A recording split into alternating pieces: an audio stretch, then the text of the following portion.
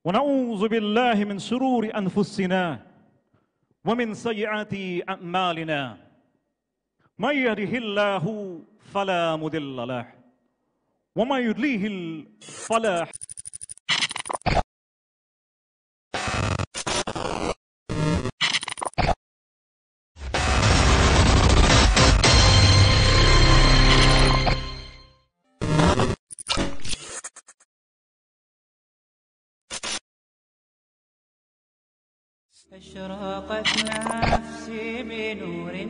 My name is Yusuf Estes, and originally I'm from Texas. I live now in the Washington, D.C. area, and I came to Islam about 20 years ago because of something very special.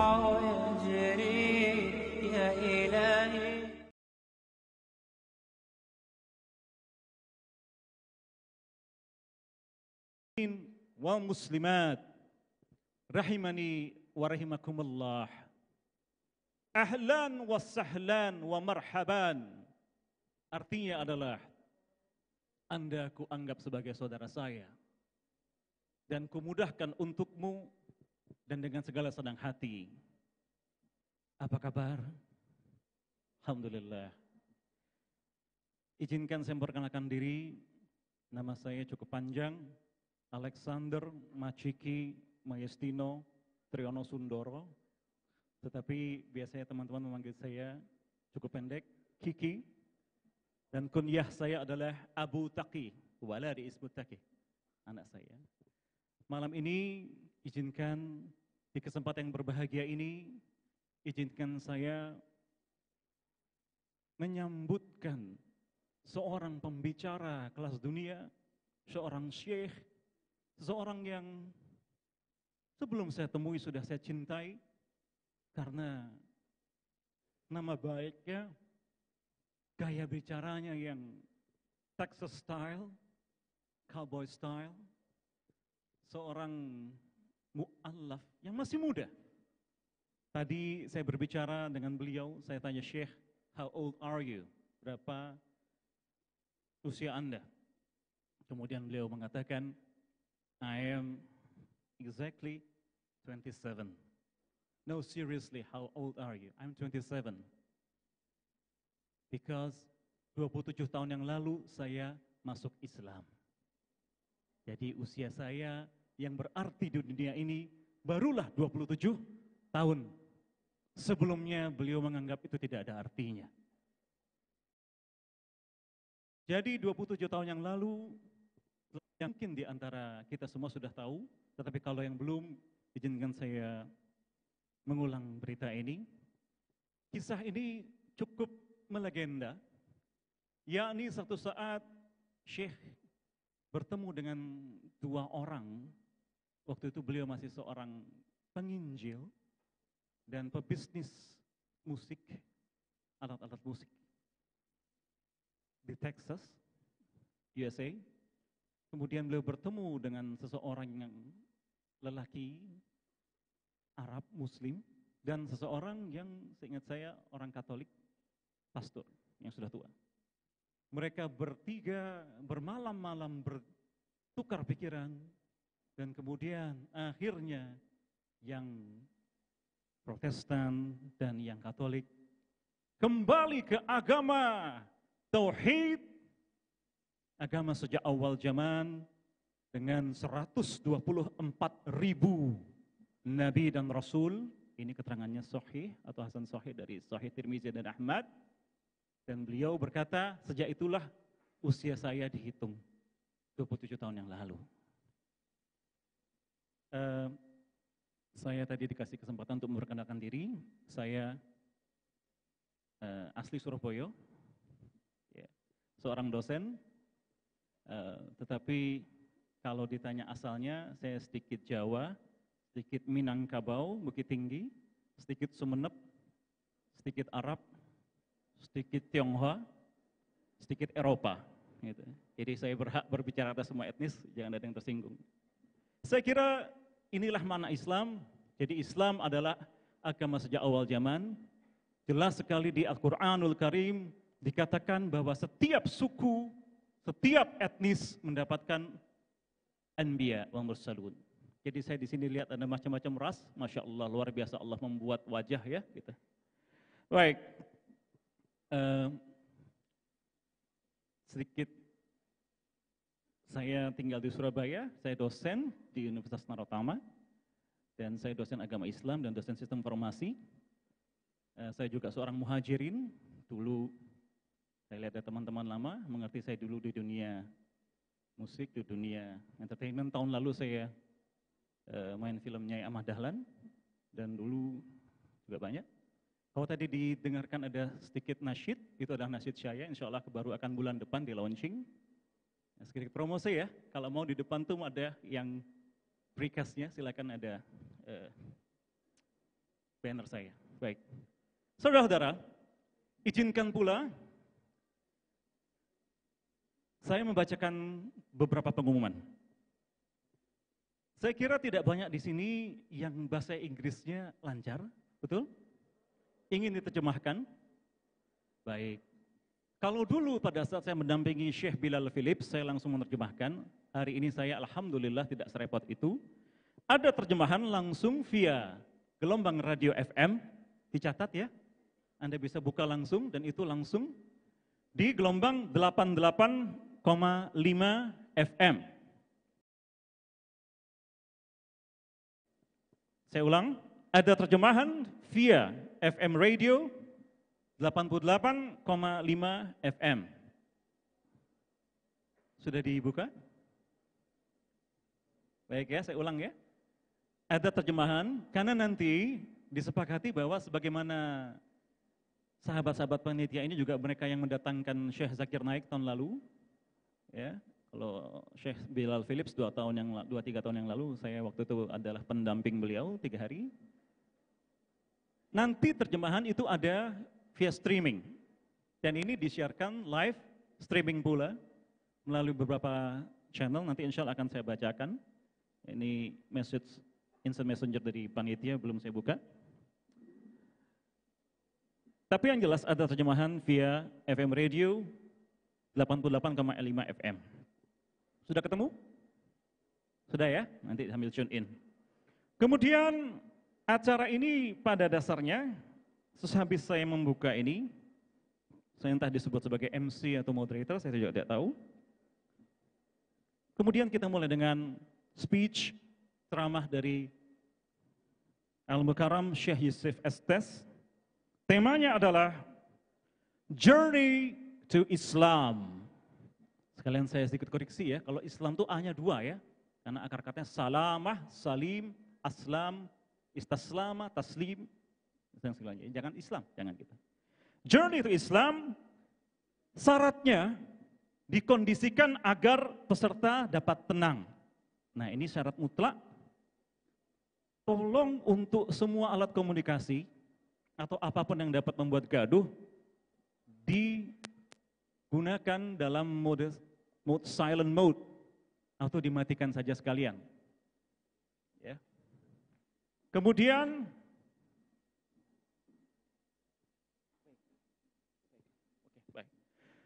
nanti sudah speech beliau, ada tanya jawab, diskusi, I'll be a moderator, saya akan menjadi moderator Anda.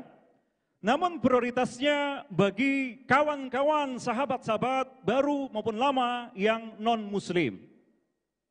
Ya. Prioritasnya bagi non-muslim, 1 orang 1 pertanyaan. Kecuali teman-teman yang non-muslim. Ini boleh lebih lama. Nanti insya Allah akan dibagi rata antara yang kiri, maaf kiri saya ini ya, kiri dan kanan, yang ikhwan dan akhwat. Begitu ya, kita sepakati ya.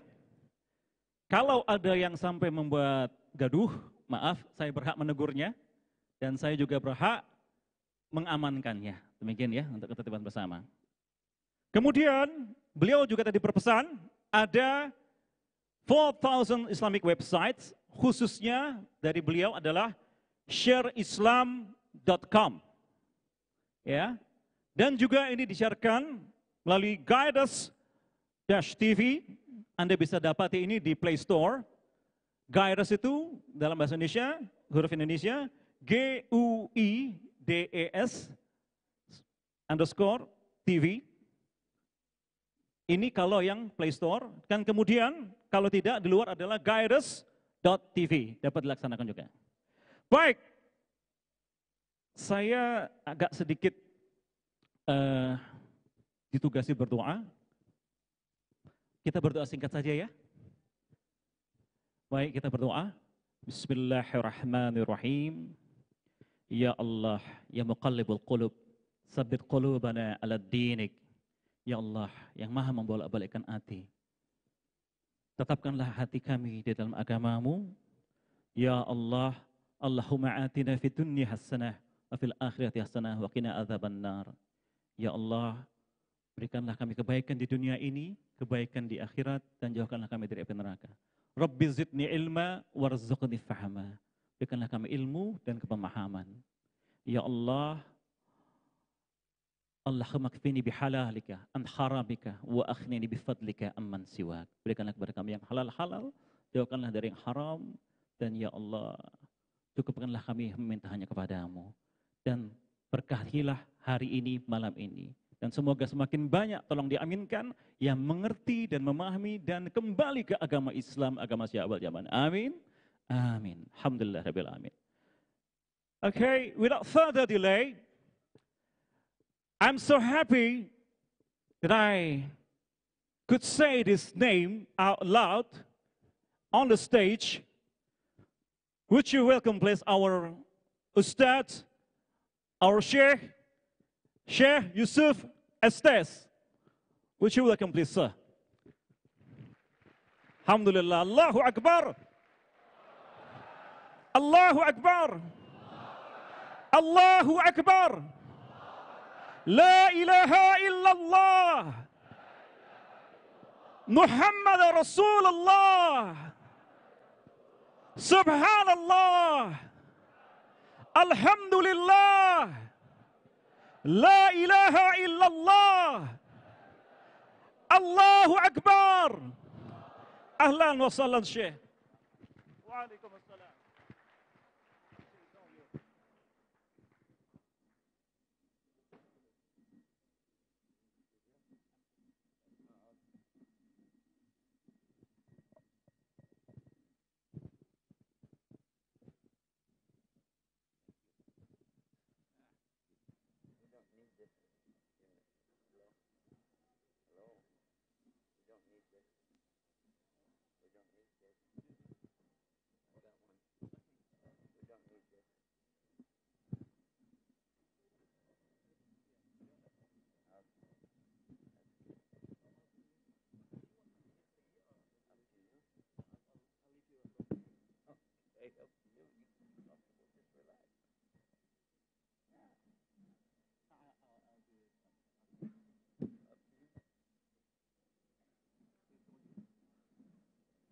Assalamualaikum warahmatullahi wabarakatuh. Inna alhamdulillah rabbil alamin huwa alladhi ja'alana muslimin wa salatu wassalamu ala rasulillah kareem wa ala alihi wa sahbihi ajma'in. Asyhadu an la ilaha illallah wa asyhadu anna Muhammadan abduhu wa rasuluh sallallahu alaihi wasallam. Alhamdulillah. We say Alhamdulillah Rabbil Alameen Hu Alladhi Ja'alana Muslimin. The one who made us Muslim, and we say thank you to him for this. All praise to Allah who made us Muslim. Many times people ask, how can you get somebody to come to Islam? Many people ask me this because they see the videos. They see so many people enter Islam, and it's true, a lot of people enter Islam, alhamdulillah. But what is it that makes it so somebody can come to Islam? And what can you do to help somebody? We all like to know that, right? What you want to know. So in our program tonight, we're going to talk about the journey to Islam. First of all, before we start, remember that Allah says in Quran that you do not guide the one you love. Allah guides whoever He wills. It's up to Allah. But we still have to try. We have a job to do. But what is our job? And in our story tonight, maybe we'll be able to see a clear picture on what we need to do. And I'll use my own example, maybe to give us a little bit better idea. How's that sound? Work? So, it happened one day. My father came to me and he said, we're going to do business, going to be doing business, international business, and that's with a man from Egypt. I said, oh, sounds good. Egypt, pyramids, Nile River, Cleopatra. Then he said he's a Muslim. I said, what? A Muslim? Whoa. No way. Muslim?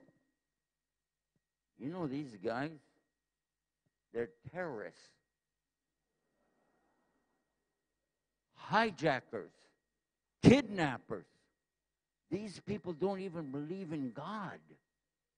They pray to a black box in the desert. And they kiss the ground 5 times a day. I don't want any part of that. He said, no, you have to. You have to meet this guy. You'll like him. I said, no, I won't. He said, you're going to meet him. I said, okay. I will meet him. Has to be on my terms, my condition, my terms. He said, what's your terms?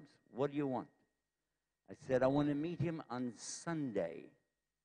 I come from the church, and I'll have my Bible, and my cross, and my cap that said, Jesus is Lord. That's how I'm going to meet this guy. Because, in my mind, I know what Muslims look like. Yes. You know, they have big beard, and some big thing on the head like this, long dress, well, and yeah. And one eyebrow all the way across. I know what they look like. Plus, probably he has a sword. This is the cartoons, this is the pictures that we were seeing back in those days. And I remember after I came out of the church and came over to my father's shop, and I walked in and I looked around, I said, well, where is he? He said, right here.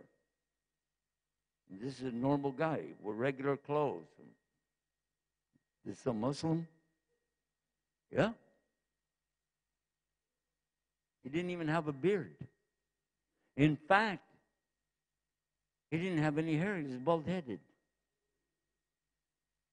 Like, this is a Muslim? So when I met him, the first thing that I said to him was, you guys, you don't believe in God, do you? He said, of course we do. I said, no, but I mean the real God. You know, the one that made the universe. He said, of course. Yeah, but like Adam and Eve. I said, yes. We all came from Adam and Eve. Like, really? Uh-huh. Yeah, but you don't believe in Abraham. You know, the prophet Abraham.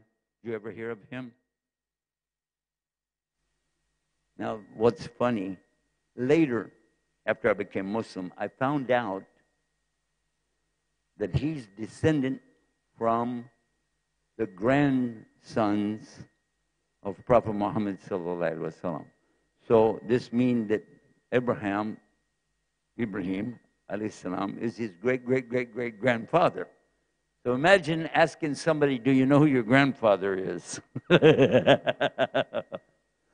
But I pushed forward. I said, what about Moses? You know about Moses? He said, we call him Musa. Yeah, so of course. So do you know about the Old Testament? He said, we have to believe in the Old Testament or we can't be a Muslim. I said, oh, really? Oh, but you don't know anything about the New Testament. He said, oh, we have to believe in all the books of Allah. The original book, the way it came, we have to believe. You mean you know about Jesus? I said, of course. Miracle birth, miracles he did, even bring a dead man back to life. And he's with Allah now, he'll come back on the last day.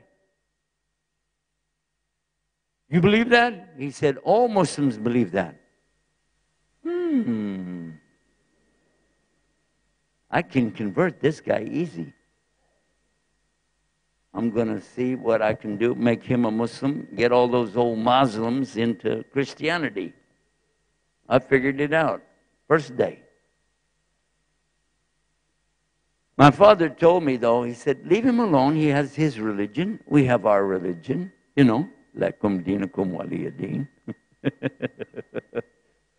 And we started working together. In the course of our business working together, I found out that this man will stop in the middle of the day and he'll pray. And at night, he will pray. In the morning, he's going to pray.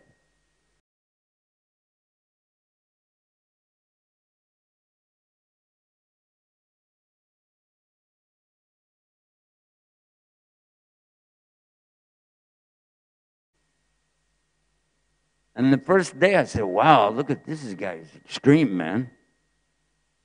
Christians don't do that. Maybe once a week on Sunday, they'll show up. Maybe they'll pray. Maybe not.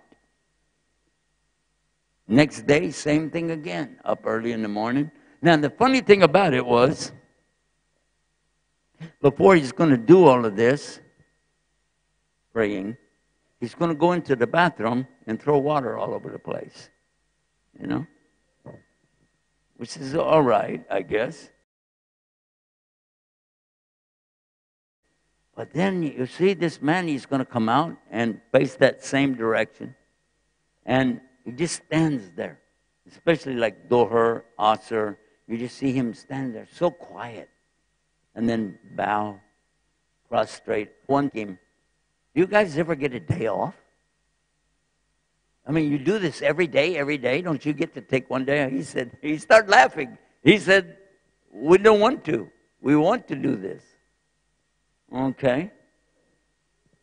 There was something else about this man, too, that was a little bit different for me, because we were in business traveling around different markets, and I found out this man was so honest.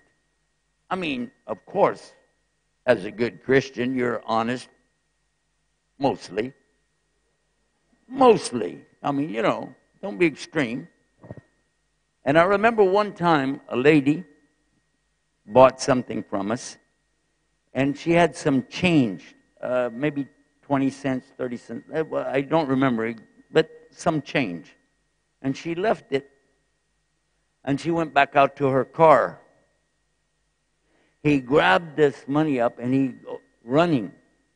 It was a real hot day outside, too. And he's running out there. He tried to find her where she is and make sure she get her money. And when he came back, his face is all red. He's sweating. I said, what did you just do? He said, the lady, she left her change. I said, so what? I mean, if I left it, I wouldn't even walk back for it. 20 cents in those days. So he said, in Islam, even 1 penny, it doesn't belong to us. We can't keep it. Really? I mean, okay, right. I mean, you know, whatever. I watched this continue in everything that he did. The other thing that amazed me, like whenever, I don't know if you know what I'm talking about, but you have 3 people together, and one person leaves, so the other 2 talk about him. It's normal. You know, like a guy will say, did you see that guy? He's putting on weight, man. He's really getting, I mean, you know, wow. Or if it's ladies, did you see those shoes? Those are the same ones she had yesterday.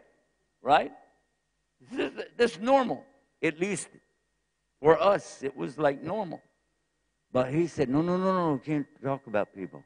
So he's not talking about them bad. He's just like, you know, guy gains it. No, I can't do that. This puzzled me, man. It's in the Bible, but still, I mean, you know, to be honest, to be truthful, but when people follow it, it looks strange in our society. I know, by the way, a lot of our young people today, they will say, everybody does it. Last night we had some folks that we were talking to, and they asked a question about, well, you know, want to have fun. Want to have fun. You know what I mean? How do you figure it into be a Muslim and still have fun? Define what you mean by fun. Is it fun to make fun of people? Is that the kind of fun you're talking about? It's fun to take things that don't belong to you. It's fun to take people's rights away from them. This is not right. So the things that we hear preachers talk about is nice, but you're surprised when you see somebody live praying every day, fasting on Mondays and Thursdays. Fasting? You're not eating? You're not drinking? Why? He told us about Ramadan. I said, is it Ramadan? No. So why are you fasting? He said, I want to. Why? We have food. Eat it. So these are the kind of things that most people don't know about Muslims. They don't know that. But as you live Islam, you give a good example. And people see that. One other thing, and then I'm going to continue the story for you.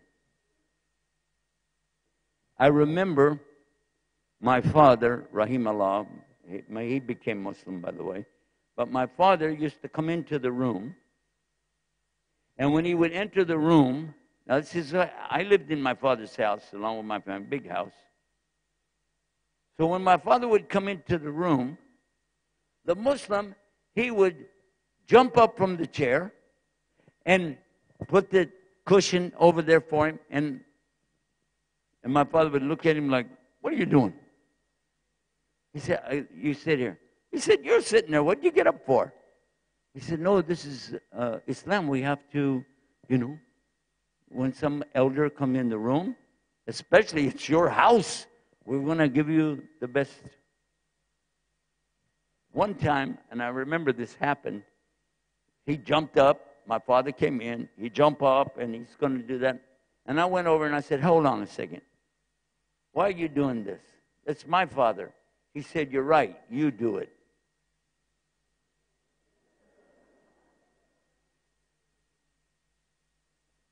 The other thing was about food, cooking the food.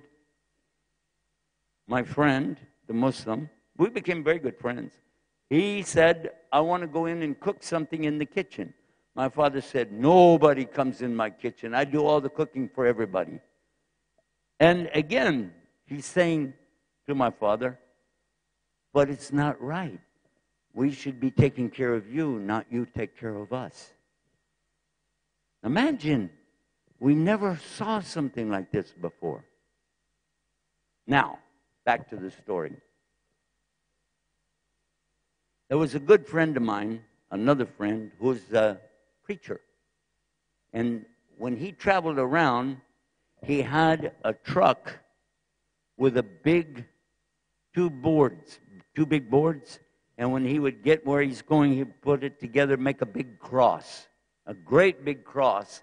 And then he would carry this cross, like this, down the street. And then the people would come with the news cameras, newspaper what's this, what's going on? And then he will give out some little Bibles and tell people about his church. So one day he had a heart attack. I think the cross was too heavy. Anyway, he went to, Anyway, he went to the hospital. And while he's in the hospital, I'd like to go visit him. And so I took my Muslim friend to meet him. And he took me aside. He said, hey, don't ever bring those Muslim people to me. I said, no, he's a nice guy, really. He said, no, you don't know them. I said, no, but no. And whatever you do, don't read their book. I said, what book? Quran. Don't read the Quran. So, okay. I'll remember that. One of my visits to the hospital, I found he had a roommate. Somebody's in the room with him. And the one that's in the room with him, he didn't talk. He had a heart attack as well. He didn't talk. He's in a wheelchair. So I said, would you like me to wheel you around in the chair? He just looked at me. Okay. So I would take him around the hallway, talk to him, and I have my Bible. So I'm going to preach to this guy in the wheelchair. Finally, I came to the story of Yunus in the Bible. You know Yunus, right? He's the one who went into the whale. And I'm telling him this story because this man is really sad. He has problems. And I know that maybe this will cheer him up. Look, Yunus had big problems, right? But Allah make a way for him. So finally, the man looked at me. He said, I know what you're trying to do. And I'm going to tell you something. You're a preacher, and I'm going to confess something to you. I said, no, we don't. I'm not Catholic. We don't do confession. He started laughing. He said, I know. I said, I'm not a priest. He said, I know. I am a priest. I said, what? This is a Catholic priest? Wow. Then I started telling him about the Muslim. I said, maybe you can help me convert this Muslim. When the man got out, the priest got out of the hospital, I asked him, come stay with us and get well in our house, and you can help me convert the Muslim. Good idea, right? Well, the priest started telling me, no, Islam has some good things. I said, it does? He said, yeah, we priests have to study Islam. Did you know that? You know that? Priests study Islam. And other religions too. They know. 5 times daily salah, Saum Ramadan, Zakat, Hajj, Shahada. They know all of this. So he's telling me, no, it's not, you missed the point. They have the same teaching. It's a different idea about Jesus. That's it. Like, what? So I'm, maybe I can use this way to get this guy to come to be a Christian.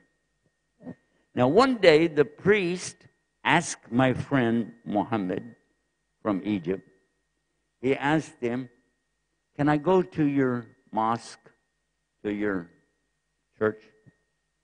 He said, yeah, come on. So I took him. When they came back, we took the priest aside. what do? Do they slaughter animals in there? Are they making bombs in there? I want to know. He said, no, listen to this. He said, this is a priest now. He said, they're like monks. They line up and they stand like this, real close to each other, and they don't talk. They're just looking down. Then they bow, all together at the same time.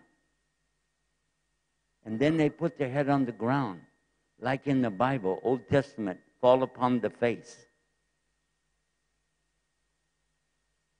He said, this to me is so peaceful.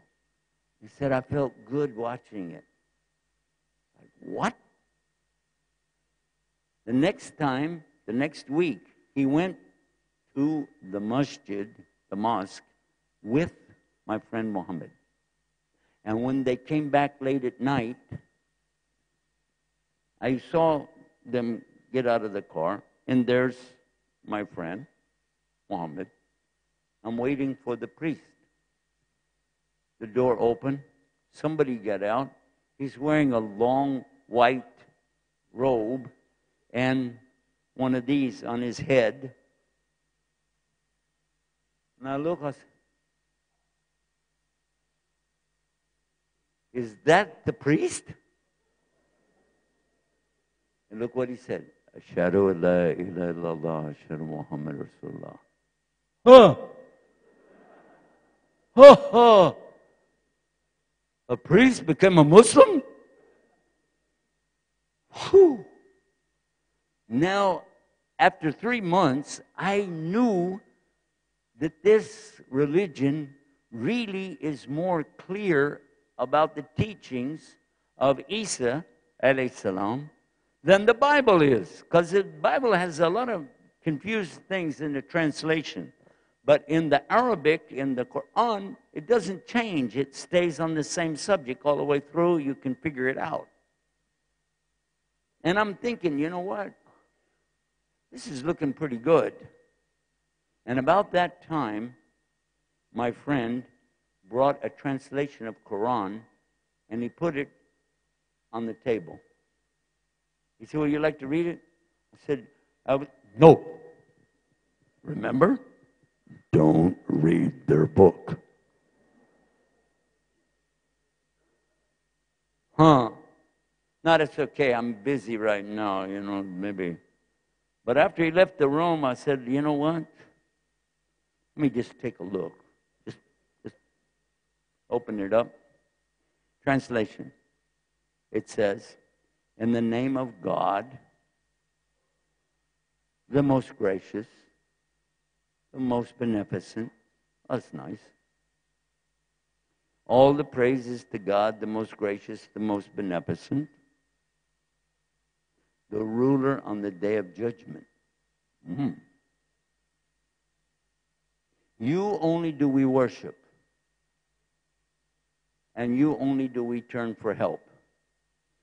Guide us on the straight path, the path of those who have your favor, not the path of those who have your anger or who go astray, that are lost.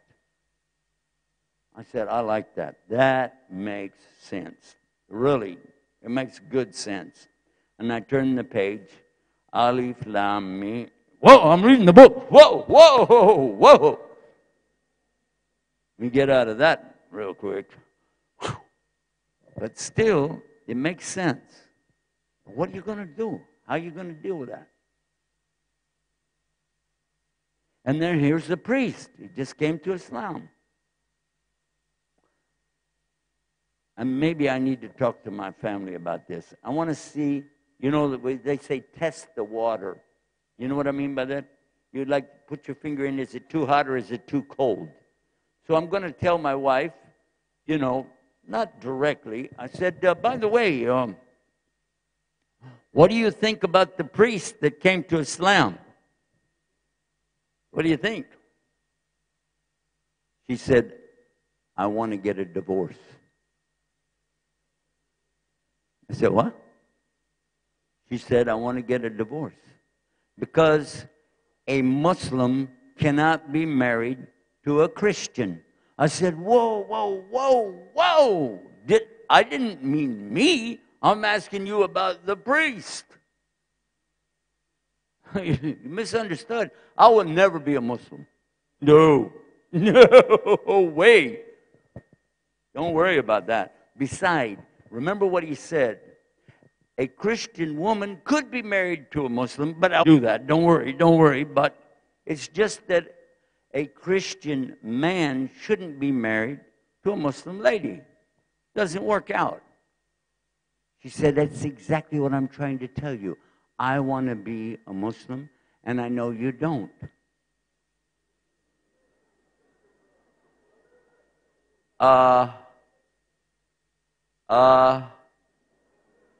Actually, there's some good news here. Actually, I do want to be a Muslim.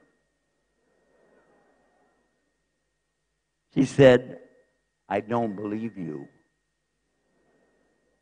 I still want the divorce. I said, no, I'm telling you the truth. She said, no, you're a liar. I said, no, I'm telling you the truth. She said, you're a liar. You're lying right now. I said, no, I'm not. Okay, then you were lying 5 minutes ago when you said you wouldn't be one. Now get out.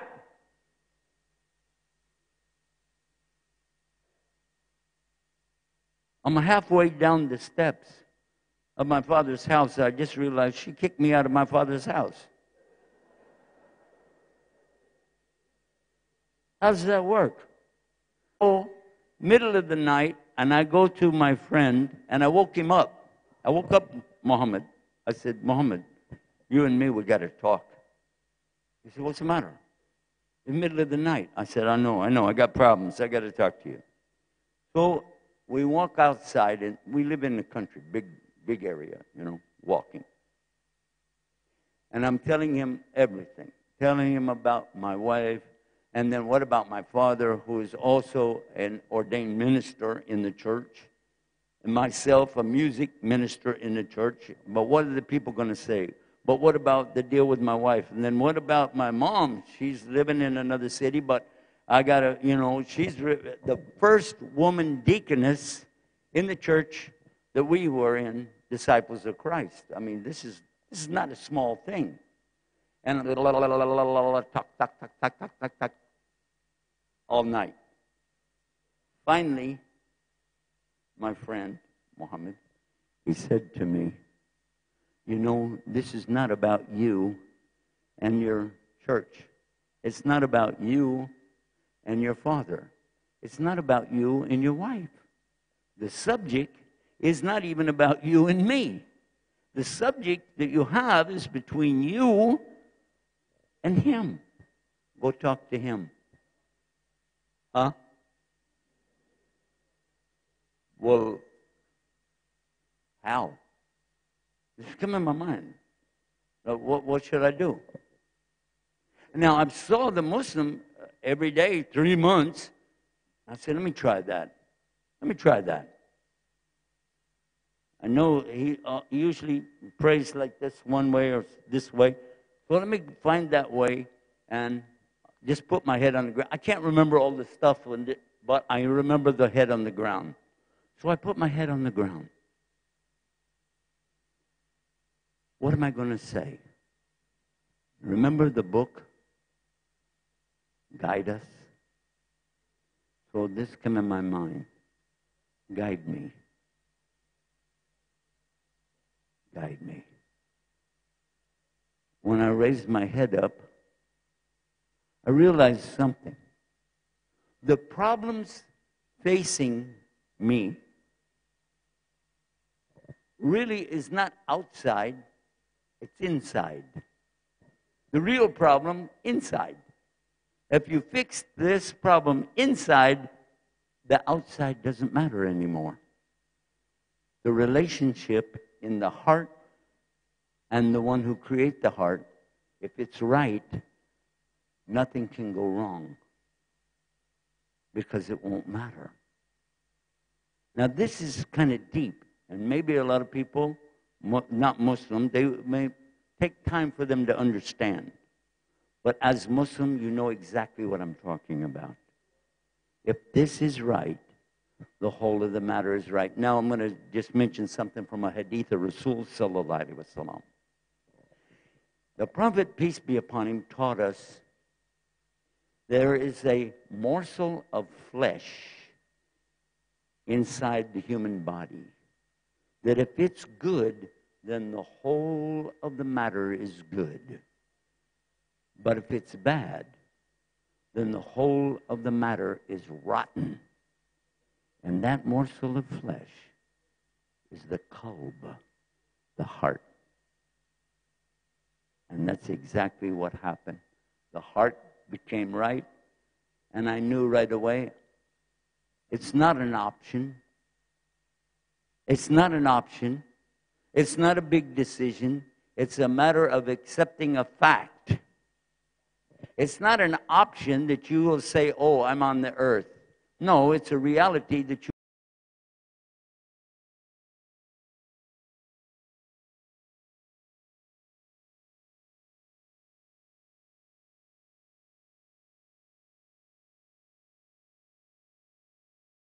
you wake up and say, I'm on the earth. Just like if it's daylight, you don't say it's nighttime. And if you're getting wet, you know it's raining. So it's not an option to say, I will be a Muslim. It's a matter of fact to wake up that that's what all of us were destined to be. This is our destiny. And all we have to do is accept it. Just accept it. Simple as that. So I went inside the house and I said, it was time for Fajr now, okay? Imagine we stayed up all night. I said, I'm ready to accept Islam. So in front of my Muslim friend and the used to be priest, who's now Muslim, I made Shahada. Ashhadu an la ilaha illallah, ashhadu Muhammad Rasulullah. Then my wife came down. She had this scarf on. She said, I want to be a Muslim too. Ashhadu an la ilaha illallah, ashhadu Muhammad Rasulullah. Allahu Akbar. Allahu Akbar. So then, later my father accepted Islam. My daughters grew up in Islam. That's 27 years ago. And I remember it like it's right now. Not yesterday, right now. I still feel like I want to cry. Still feel that, relax. You found it. You accept who you are. Subhanallah. Subhanallah. This shows us exactly what it takes. It's not about debating. Oh,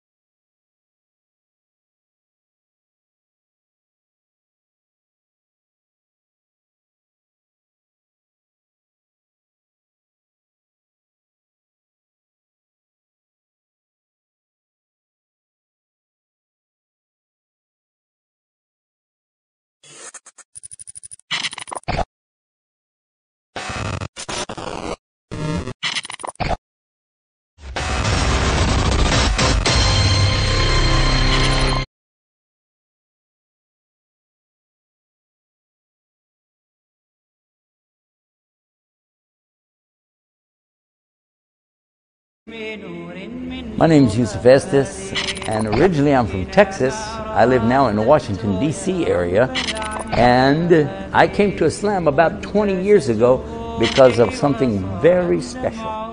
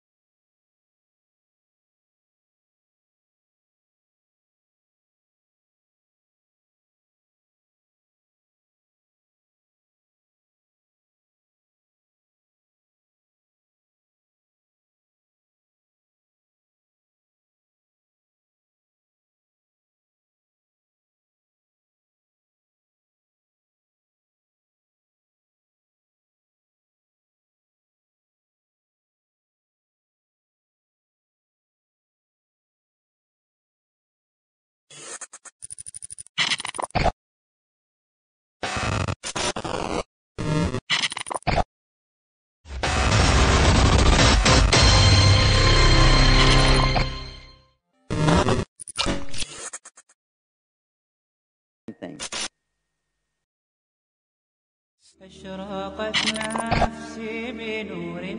name is Yusuf Estes. Help me, or guide me, or show me the way. And when you ask him, he always gives you that answer. Now, I don't know if we have any Christians in the audience tonight, but I highly recommend for Christians to consider this. Muslims and Christians are the closest on the planet together. They are the closest.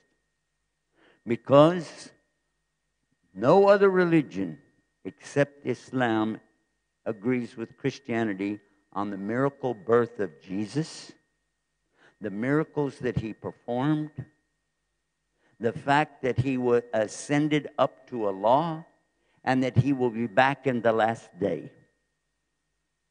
100% agreement on those subjects. 100% agreement. In the Bible, New Testament, it says, seek and you will find. Ask and it will be given to you. Knock and it will be open. The first two are easy to understand because you ask from God, he will give you what you need. That makes sense. Muslims know that. Christians know that. And seek, and that's where we come up to guide me. Seek. And you'll find it. Look for it, you'll find it. But what about the knocking? Knocking. I never got that one until I came to Islam, and then I thought about it, and I said, wait a minute. What's the knocking? Knocking at a door, and you need the door to open. What's the first chapter of the Quran? Al-Fatiha? What does it mean in English? The opening. I highly recommend, if you haven't done so already, open the Quran, read the first chapter, see what.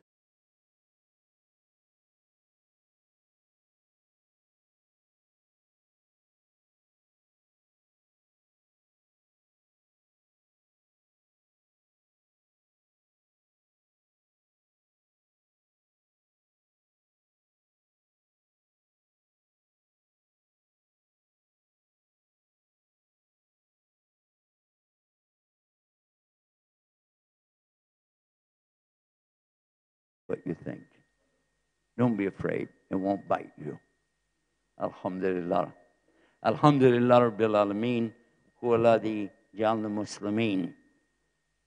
And this is the journey that all of us really need to make. Even if you're born into Islam, you have to make a decision sometime. I need to follow this, not for the sake of my mom and dad, not for the sake of my teachers, but I need to do this for myself and admit there really is a law, and I want to have the best relationship with him, and that is what Allah said, وَمَا خَلَقْتُ الْجِنَّ وَالْإِنسِ إِلَّا لِيَعْبُدُونَ. He only created us to worship him alone without any partners. Alhamdulillah. Alhamdulillah Rabbil Alameen. Jazakumullah khair. Wassalamu alaikum warahmatullahi wabarakatuh.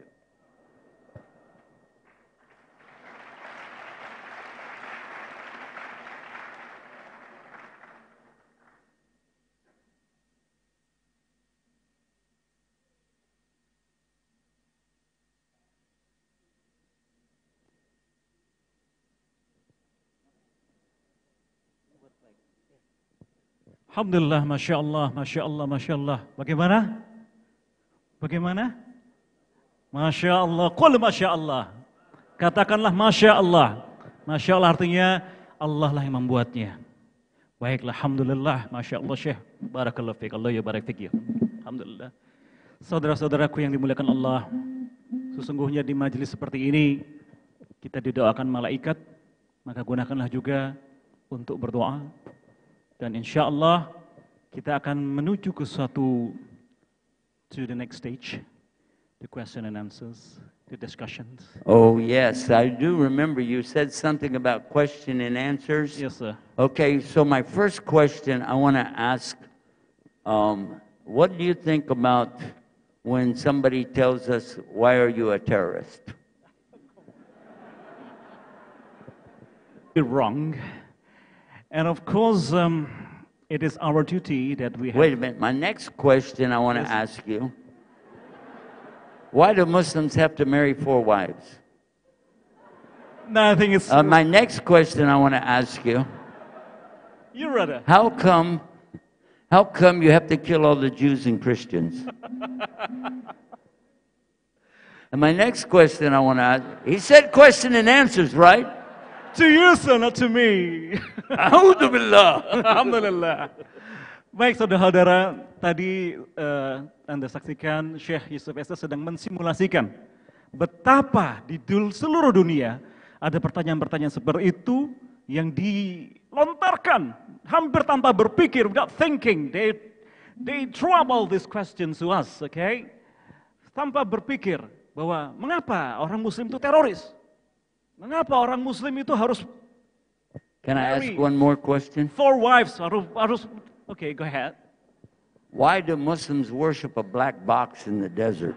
Kenapa orang Islam menyembah kotak besar di tengah padang pasir, ya? Mengapa orang Islam harus membunuh semua? Can I ask one more question? Sure. Why do you kiss the ground 5 times a day? Mengapa kita Muslim ini menciumi lantai 5 kali sehari? Another one?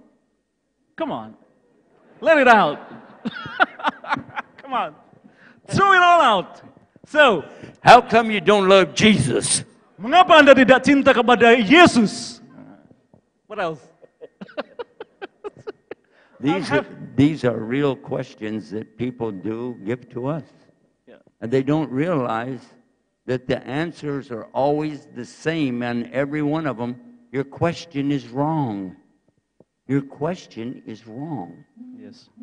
If we don't love Jesus, alayhi salam, we say, how many Christians say alayhi salam after they say Jesus, alayhi salam? How many? How many Muslims say alayhi salam after they say Jesus? Isa alaihi salam, Muslim. Kalau menurut beliau, who loves him more? Siapa yang lebih cinta? Also, Kita we atau don't mereka? insult him. We don't insult Jesus ever. Kita tidak menghina Yesus. So when it comes to being a good Christian, nobody is a better Christian than a Muslim. Yes, indeed. Because if Christian means that you love Jesus and you follow Jesus, even the early Muslims who came to Muhammad sallallahu alaihi wasallam, some of them used to be Christians, and they knew a prophet was coming, and they accepted Salman al-Farsi, for instance. Yes. And they accepted this is the one Isa alayhi salam told us about. Yes. So who really loves Jesus the most? And it's not a debate about is he a prophet? It says in the Bible he's a prophet. It says in the Quran he's a prophet. It says in the Quran that he's not God, but he's close to God. He does what God commands him to do. But guess what? In the Bible, it says the same thing, except the parts that were added after Jesus wasn't there anymore.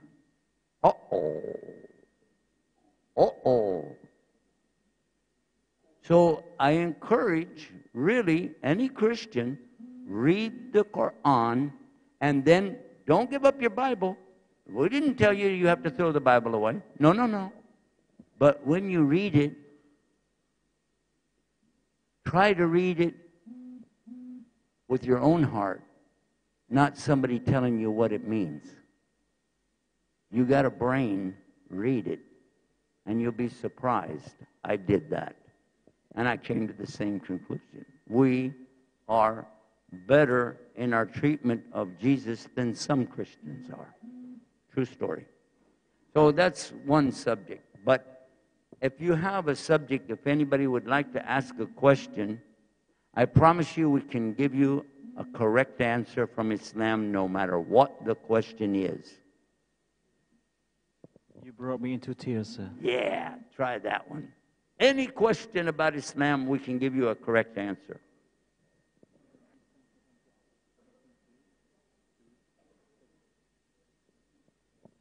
Sebentar ya, saya agak berkaca-kaca mata. Bukan You berkacamata. understood what I said, right? Any question, we can give you the correct answer from Islam. Wow. That sounds like a challenge, doesn't it? Any question. By the way, you do know that if you don't know the answer and you say, Allahu Alam, that's called a correct answer, right?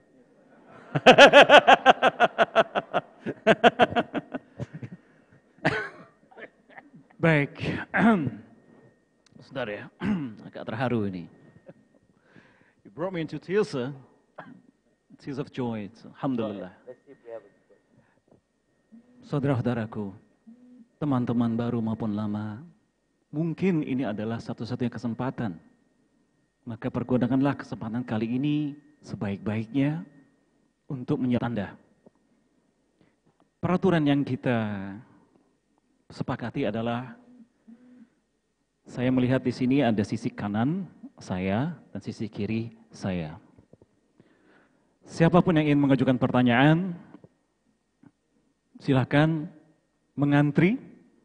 Bagaimana? Pihak peralatan sudah siap? Di situ ada mic, di situ ada mic. Mengantri dengan sabar, tetapi prioritasnya adalah kepada kawan-kawan kita yang bukan muslimin. Silakan. Beliau dulu bukan muslimin. He was a non-Muslim. So the priority goes to friends, new friends. Here you have Christians, perhaps Jews, perhaps Hindus here. But please rise up. Perhaps this is a golden opportunity. Baik, saya sudah melihat ada satu di situ, 2, 3. Silakan. Apa saja tanyakan. Seperti tadi dikatakan bahwa, silakan Bapak, silakan ke sana Pak, antri. Kita Muslim tertib, antri. Saya juga melihat ada mu'allaf di sana, Bapak Ustadz Bernard Abu Jabbar. Ada lagi, silakan. Yang Muslim, yang non-Muslim utama, yang non-Muslim, come on, rise up. Rise up, rise up, come on. Speak, ask questions. Silakan. 1, 2, ada yang non-Muslim di situ? You have non-Muslims there? Ada yang non-Muslim? Ada yang non-Muslim? Ada non-Muslim. Ada yang mau bertanya? Silakan Bapak, Ibu. Ibu-ibu ada yang non-Muslim? Mungkin? Silakan. Silakan. Nggak usah malu-malu. Di sini semuanya satu di bawah langit yang sama. Allah, Tuhan yang Maha Esa. Tuhan yang Maha Esa menentukan kita menjadi manusia, punya pemikiran, punya pertanyaan-pertanyaan, maka tanyakanlah. Siapa tahu, entah tahun depan tidak ada kesempatan lagi kita bertemu Syekh. Ya, baik. Yang non-Muslim dulu, tolong. Sebelah yang non-Muslim dulu, sahabat-sahabat panitia menanyai. Yang non-Muslim dulu, silakan. Silakan. Non-Muslim? Do you speak English or in Indonesian? I speak English. Okay. I try to speak English, but I learned in Texas, so I have to translate from Texas to English. You know, his nickname is a funny sheikh. It is. Beliau panggilan beliau ada seorang sheikh yang menyenangkan. Silakan, go ahead, sir. Okay. Your guest. Assalamualaikum warahmatullahi wabarakatuh. Waalaikumsalam warahmatullahi wabarakatuh. My question to you is, how do you develop patience after once you pray? Because what I've noticed is when you pray, sometimes you don't get the answer straight away. So how do you develop a sense of patience until you get the answer from Allah? Actually, this is a very good question. As a matter of fact, in your question, you already have the answer, but you just have to turn it around a little bit, okay? Whenever you pray, realize that you need to bring some patience with you, because there's two possibilities. Either you'll get what you want or something better. Always. But I would like to make some comment to clarify something. The word prayer in Arabic is dua. And anybody can make dua any time of the day. You can pray anytime you want to. But the word salah does not mean prayer. The word salah is not even related to the same root as dua. Salah means connection. You make a connection with your Lord so that you can make your dua. Like your phone, you want to talk to somebody, but you have to turn the phone on. You have to have service. You have to have a battery. You have to have a connection. Then, when you get them, you talk to them. You make your connection and you start talking and make your dua. So this maybe is a good analogy for us to understand the difference between prayer and salah. In any case, though, you're right, we really need to have sabr. Sabr is to be steadfast, persevering, and patient. Sometimes we just say patient, but it means a lot more. Because Allah is testing us. It's not just that you said, okay, God, I want to get a new car, and there's a brand new car in the parking lot for you with the keys and a tank of gas. It doesn't work like that. And you already know that. But what you're saying is, show me a way, show me some solution to my problem. And sometime you think you need a car, maybe you need a truck. Maybe you just need a ride. Maybe you don't need to go anywhere. So all of these are possibilities that we don't know. So while we're being steadfast and patient, keep in mind that whatever I get is as good as what I wanted or better. That's a very good question. Thank you so much. Thank you. Okay. One man, one question. We have okay? a lady over here, I think. Okay. Is it? Next one, prioritasnya kepada yang non-muslim, kalau ada? Tidak ada. Yang berikutnya di laki-laki, di retan laki-laki yang non-muslim diprioritaskan tolong ya, teman-teman panitia. Baik, siapa tadi yang pertama kali? Silakan. Go ahead. Ya. Oke, Assalamualaikum warahmatullahi wabarakatuh. Waalaikumsalam warahmatullahi wabarakatuh. Firstly, I want to welcome you to come to Surabaya, Sheikh. Thank you so much. I am one of your friends. Because I watch you many times in YouTube. Yeah. Thank you so much. And we're really glad to have you here. And my question is... Okay, agak cepat, Bu. Okay. Dredeg masih. Istighfar sih. Ngucap, iling sih. Monggo. Tarik nafas. Okay. Bismillah. As you know, Sheikh, that Indonesia is the most populated Muslim country in the world. Yeah. But on the other hand, we are majority, but we controlled by non-Muslim. For example, in economy area, for example, is the richest man in Indonesia is not a Muslim, or maybe someone who has the biggest business in Indonesia is also not a Muslim. So what's your suggestion about this situation in Indonesia so the Muslim can take control in every area. Okay, thank you.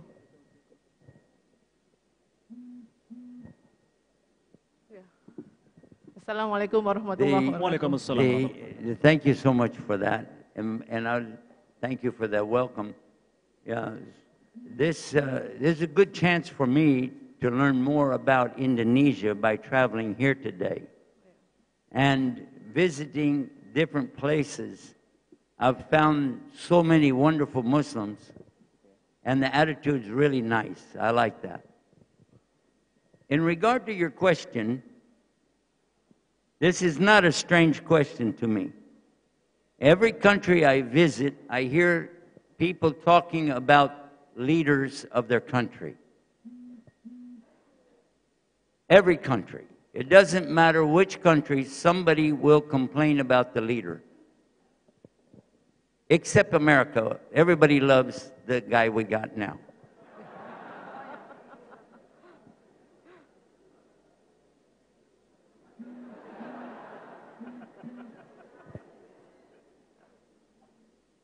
We didn't elect Hillary, did we? Okay, I'm just getting that straight. Anyhow,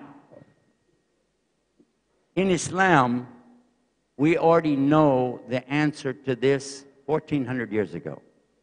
The Prophet ﷺ, he made it clear for us to understand that everything that happens to us, whether it is what we call good or what we call bad, it's all in a test from Allah. Is that right or wrong? Yes. Yeah, okay. So, as a test, maybe Allah has given you a leader that you have a problem with. Maybe. Or maybe the leader has a problem with his hair. Some leaders do. But regardless, and I'm joking around a little bit, but regardless of that, be careful not to curse your leader no matter who it is. Don't curse your leaders. This is very, very important. Because I want you to think about something just for a minute. If we're all in one big boat, and we don't like the captain of the boat, what kind of sense does it make that I'm going to poke a hole in the boat so I can drown this leader? We're all going to drown. It doesn't make any good sense at all, does it? So you don't curse your leader, you pray for your leader to be rightly guided by Allah. Does it make sense? Yes. And if you pray and ask Allah, maybe you have the worst possible person as a leader, but you ask Allah, make them the best. Can Allah do that? Yes, you can. So what makes more sense to you? Poke a hole in the boat or pray for the captain? Huh? Thank you. Praise Good Allah. answer. Okay. All right. Thank you, sir. Alhamdulillah, Masya Allah, Masya Allah. I think we have a brother over here who wanted to ask a Yes, question. Bapak maaf, dari teman Muslim atau non-Muslim? Oke, nama saya Yusuf. Same as your name, thank you very much. Mungkin saya pakai bahasa Indonesia saja. Baik, Pak. Oke. Saya dari Kristen dan pertanyaan saya memang tidak begitu banyak. Yang pertama untuk Syeikh Yusuf, sejauh yang Anda ketahui, apa yang Anda pahami mengenai kekristenan Timur?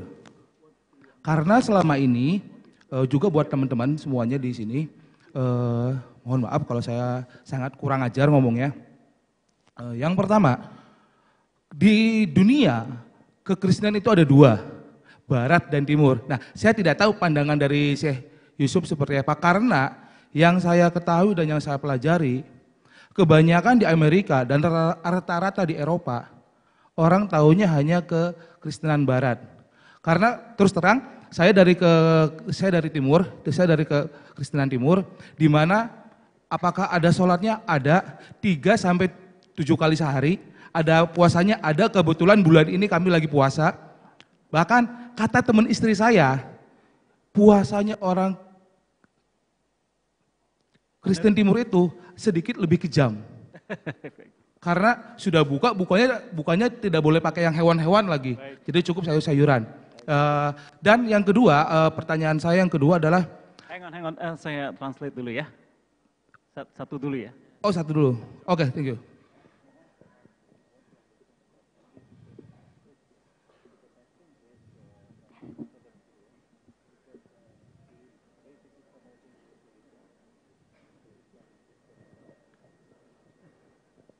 Thank you for your Langsung real di-answer dulu good ya. question. Let us do this. Dari in the Ortodoks interest, Syria? Ya, Ortodoks bukan. Syria? Dan mohon maaf, Ortodoks Syria itu tidak hello? ada di Indonesia sebagai Oke, baik. Hello. gereja. Makasih. Hello. Okay. In the interest of time, you have a long line of people. So let's start our question with what, where, when, how, or who. Okay? And then keep it to a question, and we'll save the preaching for another time, okay? So, what's your question? He wants to. No, let him ask his question, then tell me what he says. Question. Yang di quick to the basically point. pertanyaannya apa, Pak? Ya, yang apa sejauh ini yang Anda pahami tentang kekristenan Timur itu seperti apa? Apakah Anda sudah pernah dengar atau seperti apa gitu? Thank you.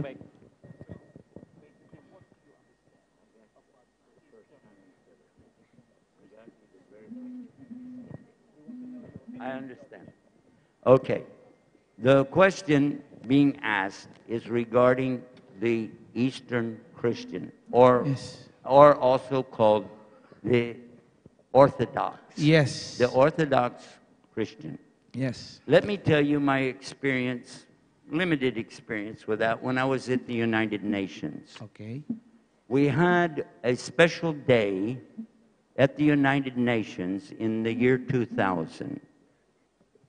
And we had representation of every religion on the earth.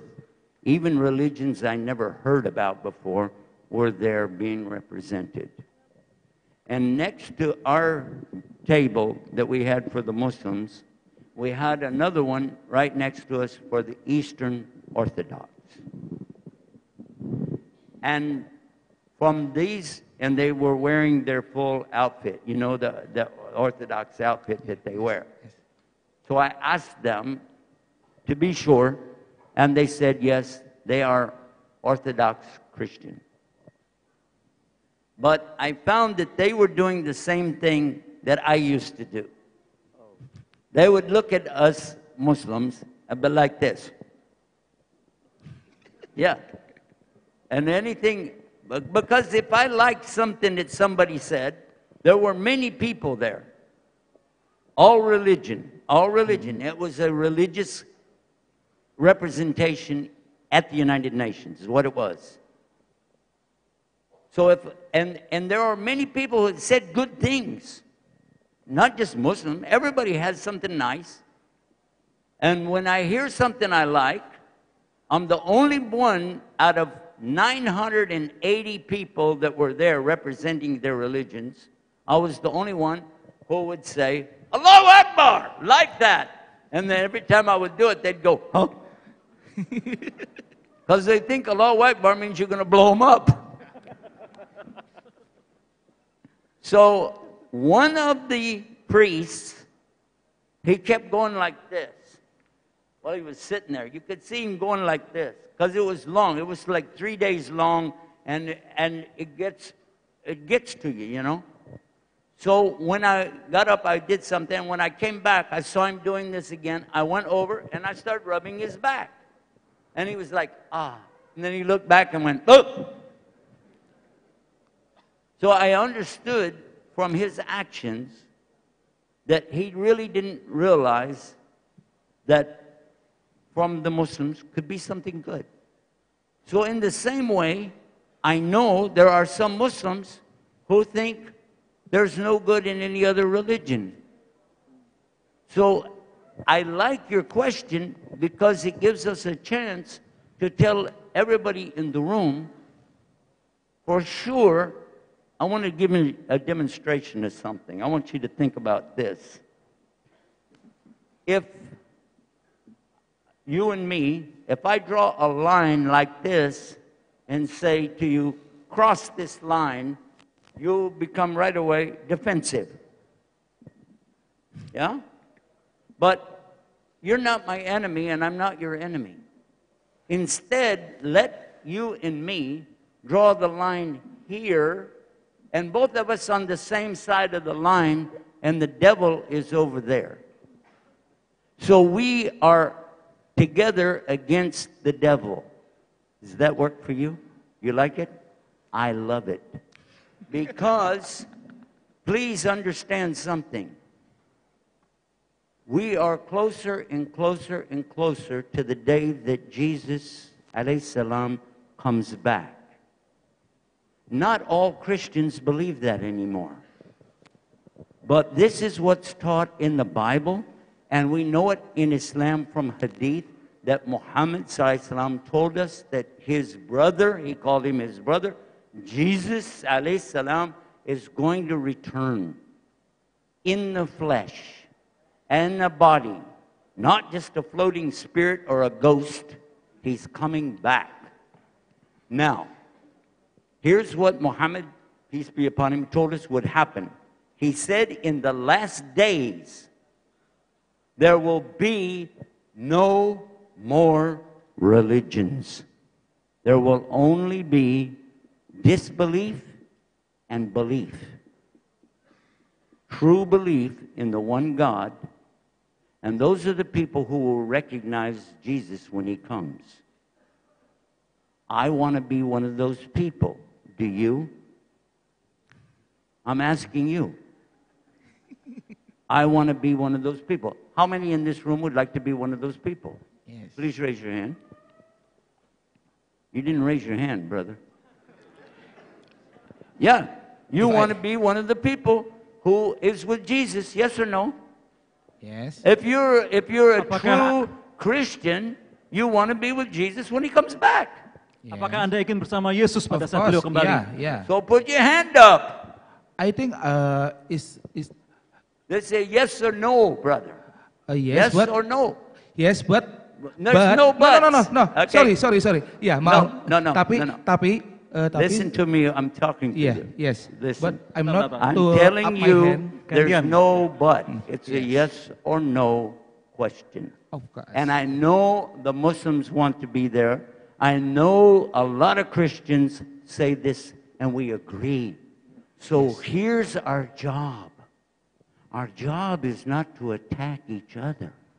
Let us work together to find the best way to worship him and to fight the devil that is always out to get you and me in the wrong way. This is the answer for your question.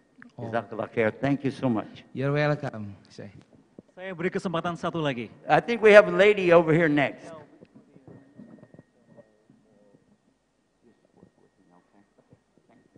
Ibu, We have a Bapak lady duduk over dulu here ya. next. Untuk yang perempuan dulu ya. Silakan. Oke. Yang perempuan, silakan. Assalamualaikum warahmatullahi wabarakatuh. Waalaikumsalam Waalaikumsalam warahmatullah. warahmatullahi wabarakatuh. Good night, sir. My name is Vidya. I've already watched a lot of your videos around YouTube, and I adore you so much. I wish I could tell you how much you inspire me to study Islam. I want you to slow down. You're talking too fast. I have slow ears. Yeah. And it's such a pleasure and happiness for me to be here, to meet you and to see you this close, because I have been adoring you this much. And coming to the questions, I have a really close friend of mine, and she is a non-Muslim, and we're really close. We have known each other less than 2 years, but we're really close. And when I'm with her, I don't want to talk about religions, because I think it's really sensitive or will break her heart, or even worse, you will stay away from me. So here I would like to hear some advices from you. How can I show that Islam is a really great and Rahmaanir alamin, so that she can admit Islam, she can accept Islam simply, or open her heart to accept Islam. Because I don't want to be with her only in this world, I want to be with her in heaven, in Jannah, because I love her, I want to help her. Okay, take a deep breath. All right. I want to ask you something. You said something in your question about you don't want to talk about religion. Yes. You said that. Because it's very sensitive. Okay, it's my turn. And I'm going to talk slow. In Texas, we talk real slow. All right. In Islam, we really don't consider it a religion as much as we consider it a deen. Everybody knows Allah said in the Quran, "Inna dina indallahil Islam." Deen does not mean religion. It means your way of life. So if you mean I don't want to discuss the cultural, traditional things that are attached to what we call religion, I don't blame you. But if you don't want to talk about life, that's kind of weird. So in Islam, it's all encompassing. We have everything. It's not limited to this subject or only that subject. Even when we talk about sports, we know things from the Prophet ﷺ, things that he encourages to do, like swimming, horseback riding, and archery, right? Yes. So we have everything. So it's okay to talk about your deen, your way of life. So let's keep that in a balance, okay? The second thing is, whenever you know somebody, you like somebody, you wish they will come to Islam, if they see the good character in you, number one, and you pray for them, number two, then you did your job. But you cannot guide them. Our Prophet, sallallahu alaihi wasallam, peace be upon him, he was the best example for everybody, even today. Yes, yes. But he couldn't guide the ones he wanted to guide. His own uncle, whom he loved very much, the uncle who raised him, the uncle who defended him, the uncle that made sure that all the Muslims were being defended, was on his deathbed, dying. And Rasulullah sallallahu alaihi wasallam went to him and said, "Oh, my uncle, say la ilaha illallah." And he wouldn't say it. He said he wanted to die on the religion of his people, because his people are around him and they're saying, "Oh, you know, now that you're old and you're dying, so you're going to give up your religion." No, I won't do that. And he stayed on that. The same is true of Ibrahim alayhi salam's father and Lut's wife, Noah's son. There are some people, no matter how much you love them, no matter how good you are as an example, no matter what you say, la yu'minun, they're not going to believe. Okay? Just do your job. Keep praying for them, because you never know. Maybe at the last minute, Allah will guide them. But don't give up showing the best way of your deen always. Jazakallah khair. Thank you for that. I think we have a brother over here that wanted to. Okay.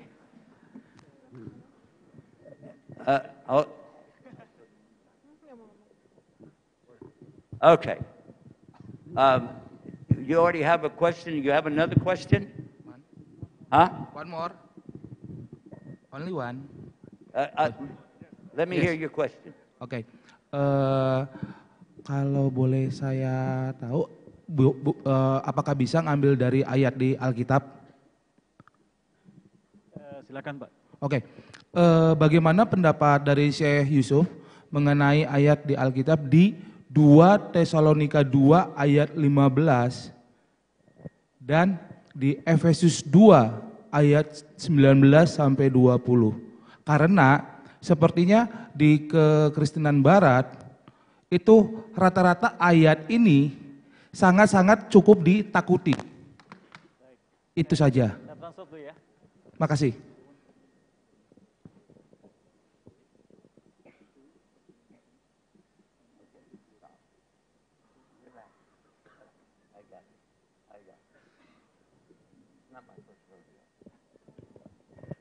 Okay. When you ask a question about the Muslim's opinion of the Bible, in the very beginning of the Quran, the same one who revealed that Bible revealed the Quran, and he told us a warning for true believers. We have to believe in the Bible that Allah sent down before. He said it very clear that A'udhu billahi minash shaitanir rajim, Bismillahir, Rahmaanir, Rahiim, Alif Lam Mim, Dhalikul Kitabu la Rayba Fi, Hudal lil Muttaqin, Alladhina yu'minuna bil ghaibi wa yuqimuna salata wa mimma razaqnahum yunfikun. Walladhina yu'minuna bima unzila ilayka wa ma unzila min qablik. So, in this part of it, it's saying to believe in what is revealed to Muhammad, peace be upon him, and what was revealed in the past. We are not open as Muslims to even debate whether or not the Bible came from God. We know that. We are not allowed to give our opinion on how we think something is of a translation, because that's not what Allah revealed. Also, Muslims never point to a translation of the Quran and say this is the Quran. We say it's a translation plus or minus to another language. So the original Bible, we have to believe in it, 100%. Do you have it? And the answer is no. Yes. Because it's been gone for centuries upon centuries. You have translations to other languages. You have different opinions. In the Orthodox Bible, you have 78 books. In the Catholic Bible, you have 73 books. In the Protestant Bible, you have 66 books. None of these is exactly the same as the others. Why? It's not something wrong with Allah. It's not something wrong with what was revealed to those prophets. It's something wrong in the people who didn't take care of it later. So I don't need to worry about what a translation says or doesn't say, or a book has or doesn't have, because we have the last and the final revelation from the same God telling us the same thing. And the most important thing he tells us throughout the whole 604 pages of the Quran is this statement: La ilaha illallah. There is no God to worship other than the one God. Amen, and I So agree with that. if any Muslim begins to argue with you about the Bible, you tell him what I said. We don't argue about something that's not here anymore. There's no benefit to you or to me. Thank you so much. Good You're question. welcome, Syekh. You're doing great. Thank you.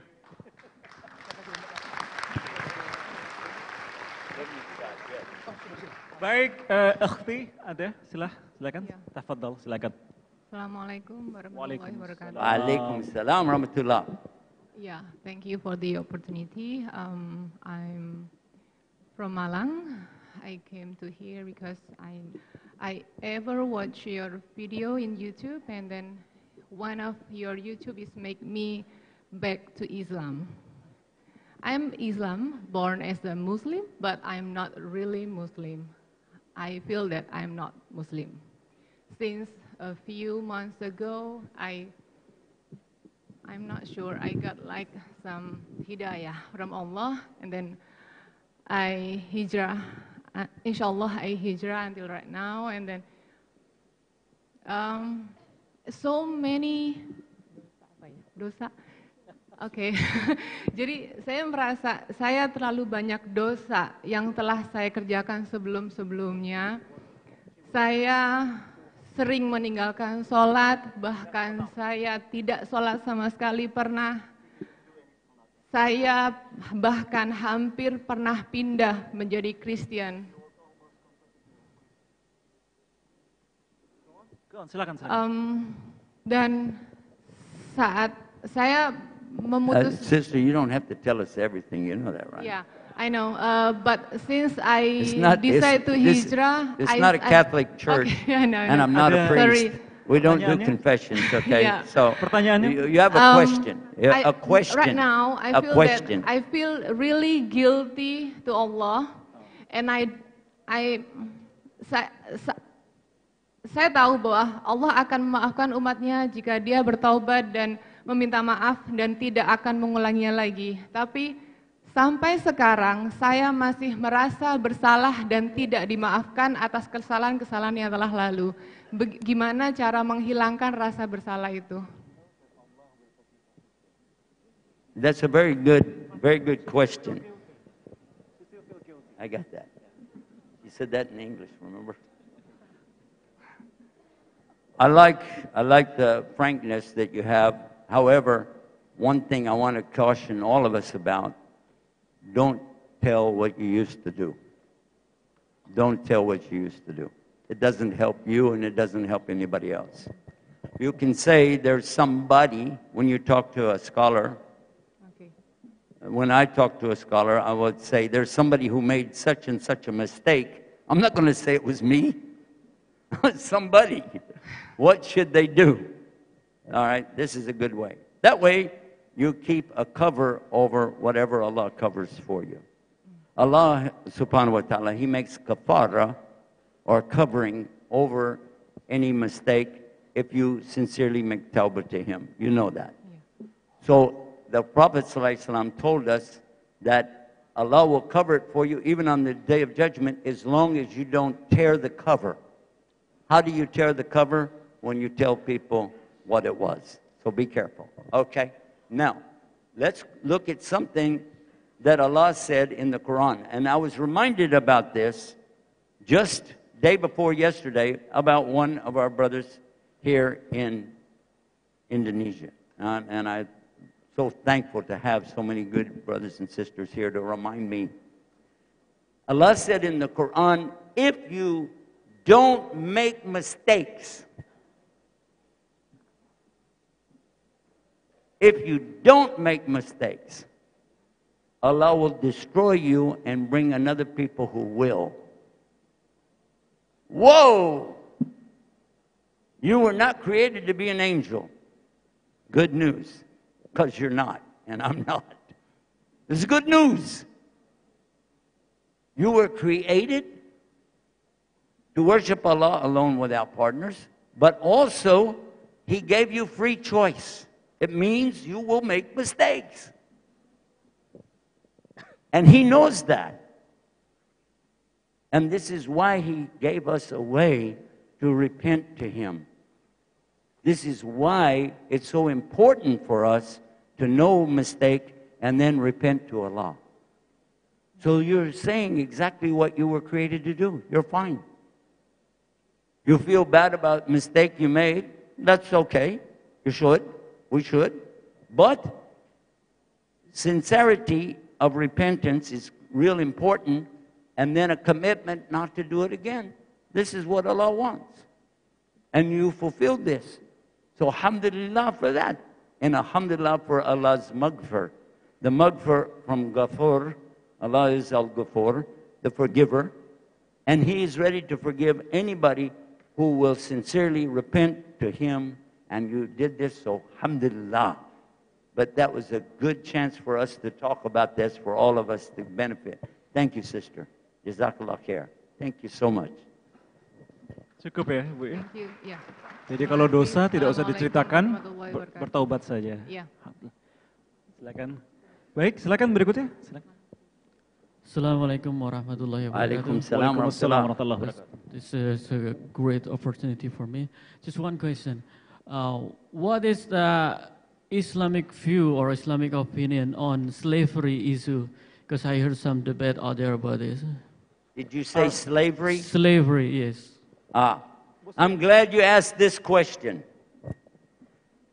How many in this room, I'm going to ask a question for you, okay?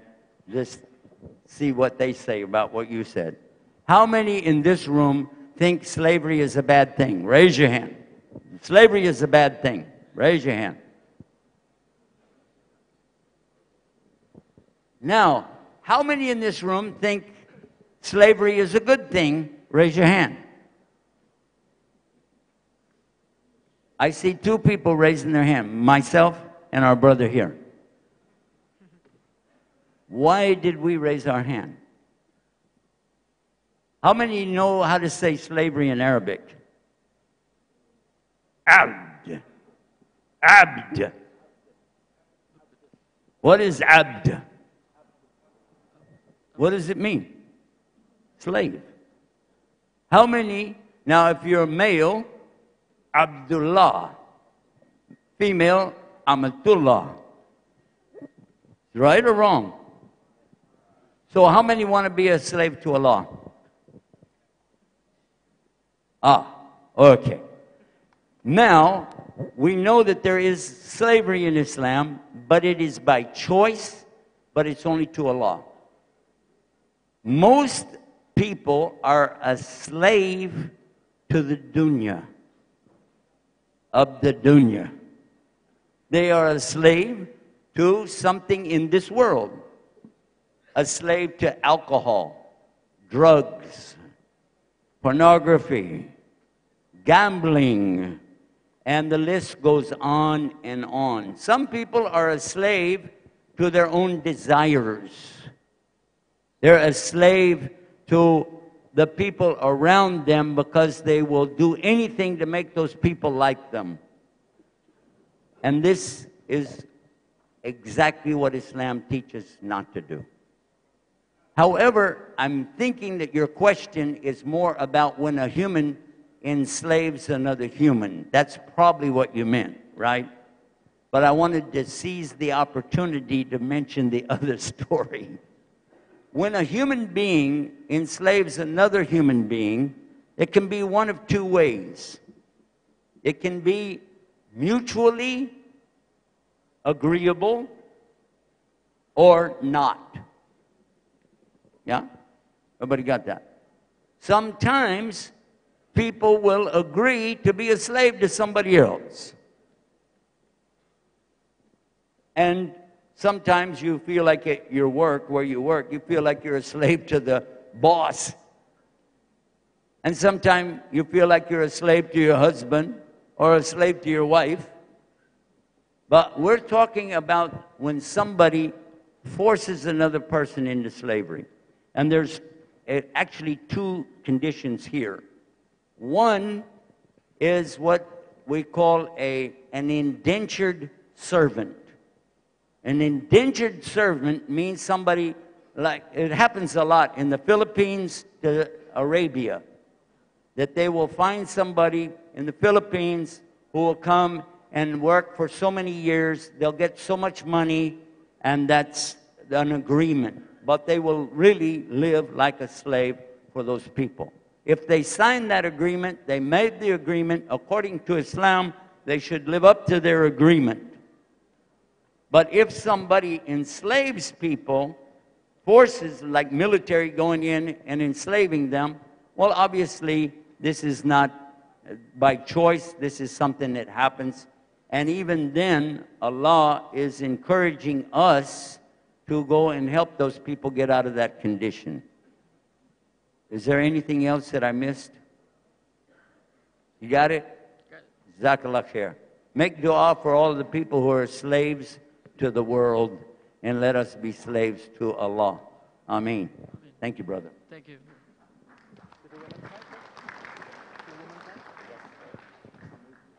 Baik, Ukhti, tafadhal silahkan. Assalamualaikum warahmatullahi wabarakatuh. Waalaikumsalam warahmatullahi. It's an honor talking to you right now, sir. It's an honor talking to you right now, sir. My name is Sari. It's a simple question, actually. But I'm so curious, when you were a non-Muslim, of course you don't pray 5 times a day and you don't do fasting on Mondays and Thursdays and don't do fasting in Ramadan. But what makes you now pray 5 times a day and do fasting? Because I have a sibling, she said that she is a mu'alaf, and she said that she can accept Islam, but she doesn't want to pray 5 times a day and anything else. Thank you.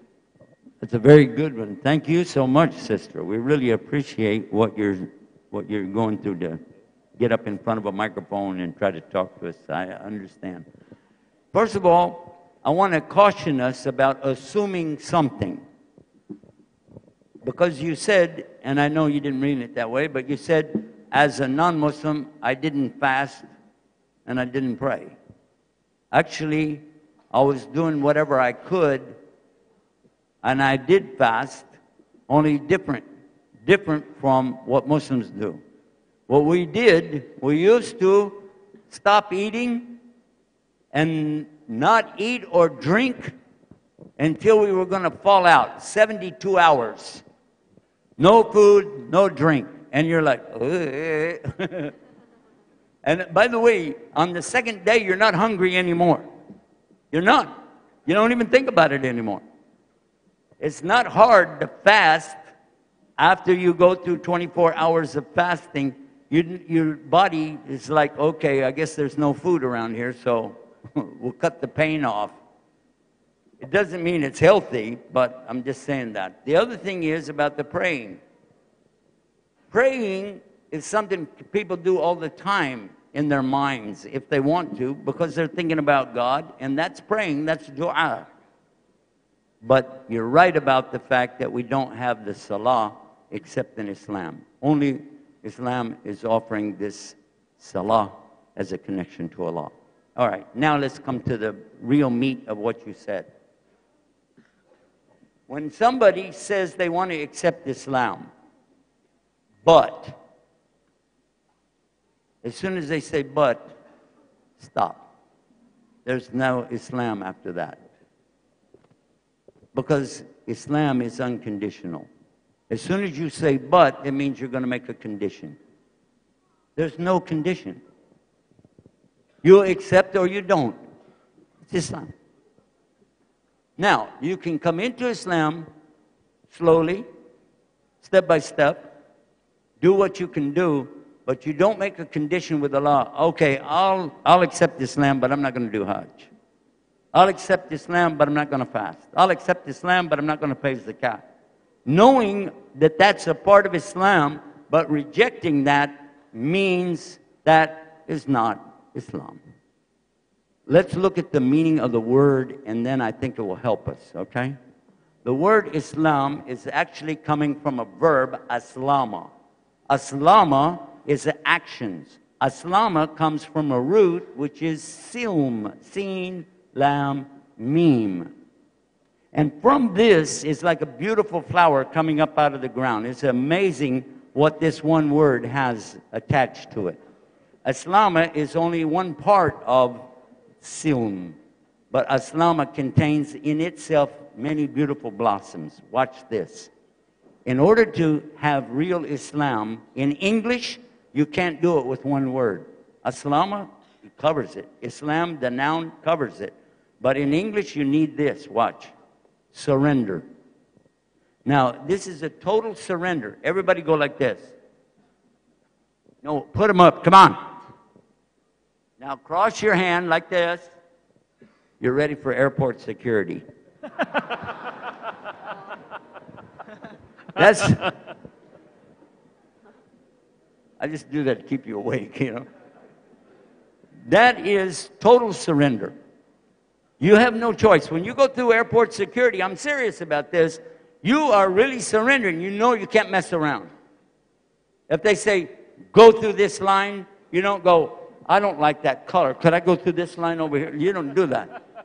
If they say, take off your jacket, you say, no, I'll take off my shoes, but I won't take off. No, you're going to be in serious trouble.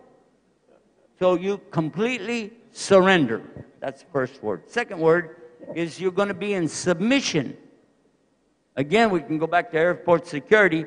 In total submission, if they tell you, go over here, stay over there, stand up, one leg, the other leg, don't move. You will have to do it because that's submission. Surrender, submission. There's one more, obey. You will obey.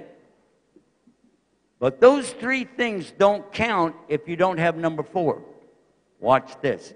Surrender, submission, obedience, sincerity. Ikhlas. You have to have sincerity or Allah won't accept it. Is that true? Can I get by with 99% sincerity? 99.99? 9999999? No. Has to be 100%. Not 101 because there's no such thing. 100% sincerity for Allah. Means I made a choice. For the Christians, I'd like to remind you, it's in the Lord's Prayer twice in the New Testament. It is saying, God's will be done on earth as it is in heaven. That's exactly Islam. You're doing God's will here on earth, just like His will is being done through the rest of the universe. By God's will, His qadr, you know that these planets are turning, the suns are moving, the stars are doing what they do, all by Allah's plan, design, and His power. But He's given you free choice. You can choose to accept, but it doesn't mean you can make anything happen. You're just going to choose to accept the reality. And when you say, but, you didn't choose to do anything. You made a condition, and it doesn't work. You don't own the universe. You don't own any part of the universe. You only own your own heart. And you can do whatever you want to with it. And that's what you need to tell your friend. If you want to be a Muslim, you have to do Islam. They come from the same root. The only difference from this is in English, if somebody does something, you put after the verb. A submit a surrender an obey You're putting er. In Arabic, you put mu in front of it. You put mu. The letter mim, mu Islam, Muslim. Mu'adhan, mu'adhan. Musafir, a traveler, musafir. So when you say Muslim, it means Islam. So you don't say I'll be a Muslim, but I'll really not be a Muslim. It doesn't work. It doesn't work. So and that I'm just clarifying the word. If the person has a problem with something, for instance, a sister, maybe a sister doesn't feel comfortable to wear the hijab. Maybe she doesn't feel comfortable. It feels weird if I go out and people, look at me and say, terrorist. I'm scared. So I'm going to ask you a question. How many in this room think that all the Muslims should be wearing hijab? Raise your hand. You listen to the question, brother. Come on. I knew you were going to. No, okay. Alhamdulillah. You caught it, though. That's cool. He went, wait a minute. No, the boys don't have to wear the hijab. Wait a minute. How many say that the women, the mature women, all have to wear the hijab? If you only give a yes or no question, And I can only say yes or no. I can't have any condition in the question. I have to say no. Why? Because if I said yes, they'd have to wear it all the time. No, seriously. A nun in the Catholic Church has to wear her hijab, her habit, they call habit, all the time. When she wakes up in the morning till she goes to bed at night, except for taking a shower, she keeps that thing on all the time. Oh, yeah. And she also can't have any kids because she can't get married. You ever think about that? Now, that's the best of the best of the best of the women for the Catholics, is a nun, right? Yes. So, who's the best of the women for us? Muslimah. And of course she's going to do what? She's going to cover up the things that Allah told her to cover up. But only if she's in public. If you're at home, you don't have to wear your hijab at home, do you? Why? Why are you doing that? Unless you have somebody come over to your house, they're not supposed to see you, all right. But it's not that we can't see you, we just don't see the attraction, the adornments. And Allah said it like that. It's not like, oh, there's a woman, I can't even look. Get her out of here. This is not our way. The lady is protecting herself against them. That's what it says in the Quran. The man is supposed to lower the gaze. Do you know what it means, lower the gaze, in Arabic? I was shocked when I found out. I didn't know. I said what everybody else said. Lower the gaze. Oh, there's a lady over there. Okay. I can't look up. I have to lower the gaze. Whenever you're in the car and the radio is up real loud in the car and somebody said, lower the radio, do you rip it out and throw it on the floor, or do you take the volume and turn it down? This is what it means.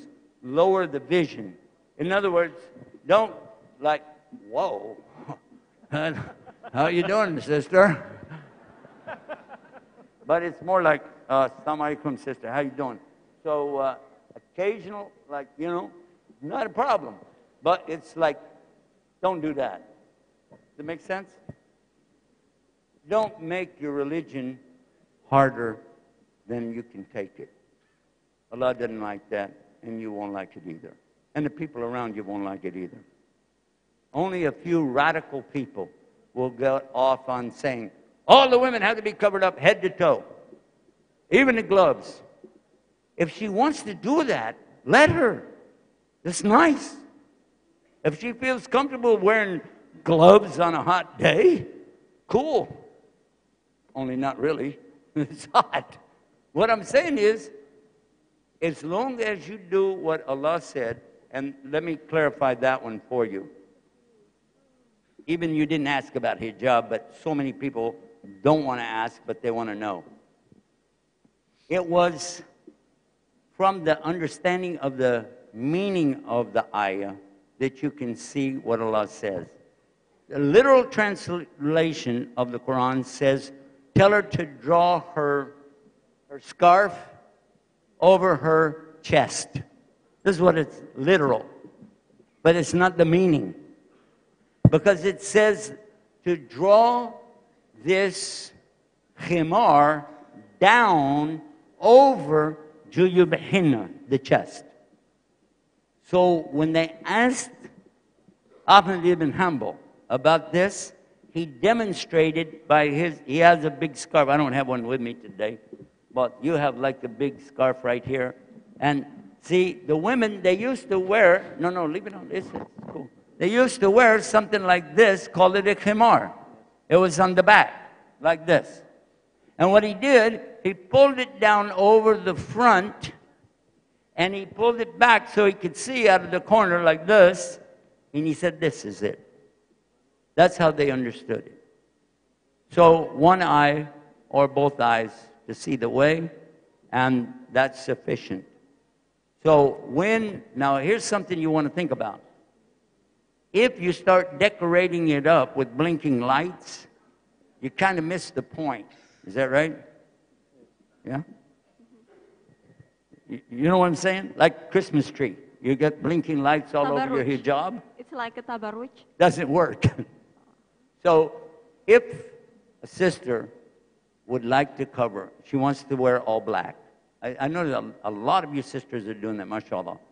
If you want to do that, you should encourage it. But don't demand something that Islam didn't demand. If they want to wear a color, that's cool. If they want to wear white, that's cool. Very cool on a hot day, isn't it? So I want to mention that because if a person have a problem with the salah, let's find out what the problem is. If they have a problem with fasting, let's find out what the problem is. But if they just say flat out, I'll be a Muslim, but I'm not going to do this, I'm not going to do that, I'm not going to do this, I'm not going to do that, but I still want to marry your daughter. So I'll make Shahada. You ever heard anybody do that? Yeah. We know that that happens every day. But that means the person is not really in Islam. I hope we answered your question. Thank you, sister. Can he put his scarf back? No? No. Oh. She's giving you a hard time, man. Okay, next question, please. Silakan, Mbak. Assalamualaikum warahmatullahi wabarakatuh. Waalaikumsalam warahmatullahi wabarakatuh. Terima kasih pada kesempatannya kali ini. Saya mohon maaf akan menggunakannya dengan bahasa Indonesia. Jadi pertanyaan ini adalah pertanyaan dari teman saya yang mu'alaf. Dia kembali tidak mempercayai Islam. Pada saat itu dia memiliki sebuah perusahaan keluarga, kemudian... Pelan-pelan ya Pak ya? Oh iya. Dia memiliki sebuah perusahaan keluarga. Kemudian dia mengalami...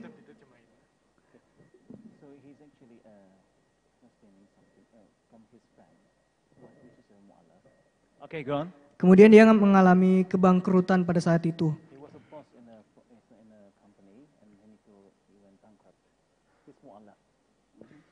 Go on.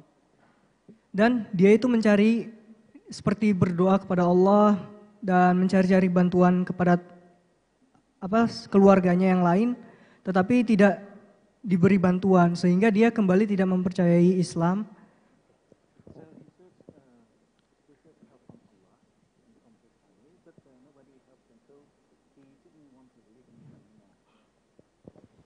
Silakan.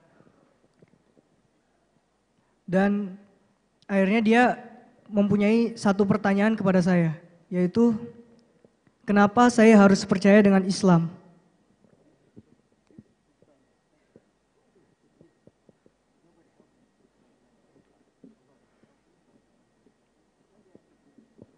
Okay, go on. Lagi, sudah? I think we got the question. Sudah? Okay. Can we go ahead and answer this now? Yeah. Okay. Bismillah.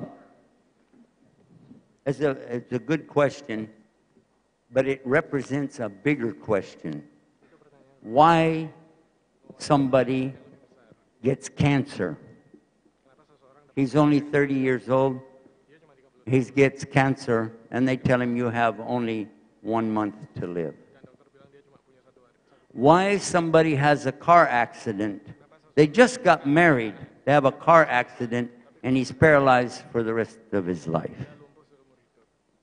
Why do bad things happen to good people? Why? Stephen Hawking, the one in the wheelchair, who just died.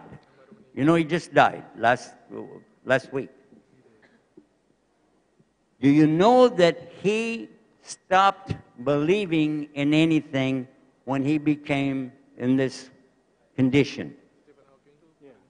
Because he used to be a regular guy going to the university. He used to be a genius. He still is very smart.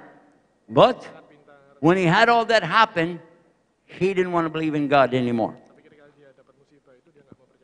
Let me ask you another question, though. In history, for the Jews, the Christians, and the Muslims, You had somebody who was sent by Allah to give the message, worship God alone without any partners, to his people in Nineveh. None of them accepted it. And he knew that the tribulation was going to come on his people, so he ran away. We're talking about Yunus, right? Jonah, right? And he ran away and he got on a boat and he went out to sea, right? He did what a lot of people do. They give up on Allah. But Allah made it so a storm came up and they threw him overboard and a whale swallowed him.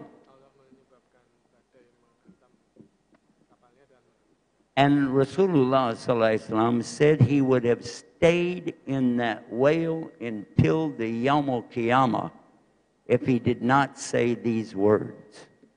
La ilaha illa anta subhanaka inni kuntum min adh-dhalimin.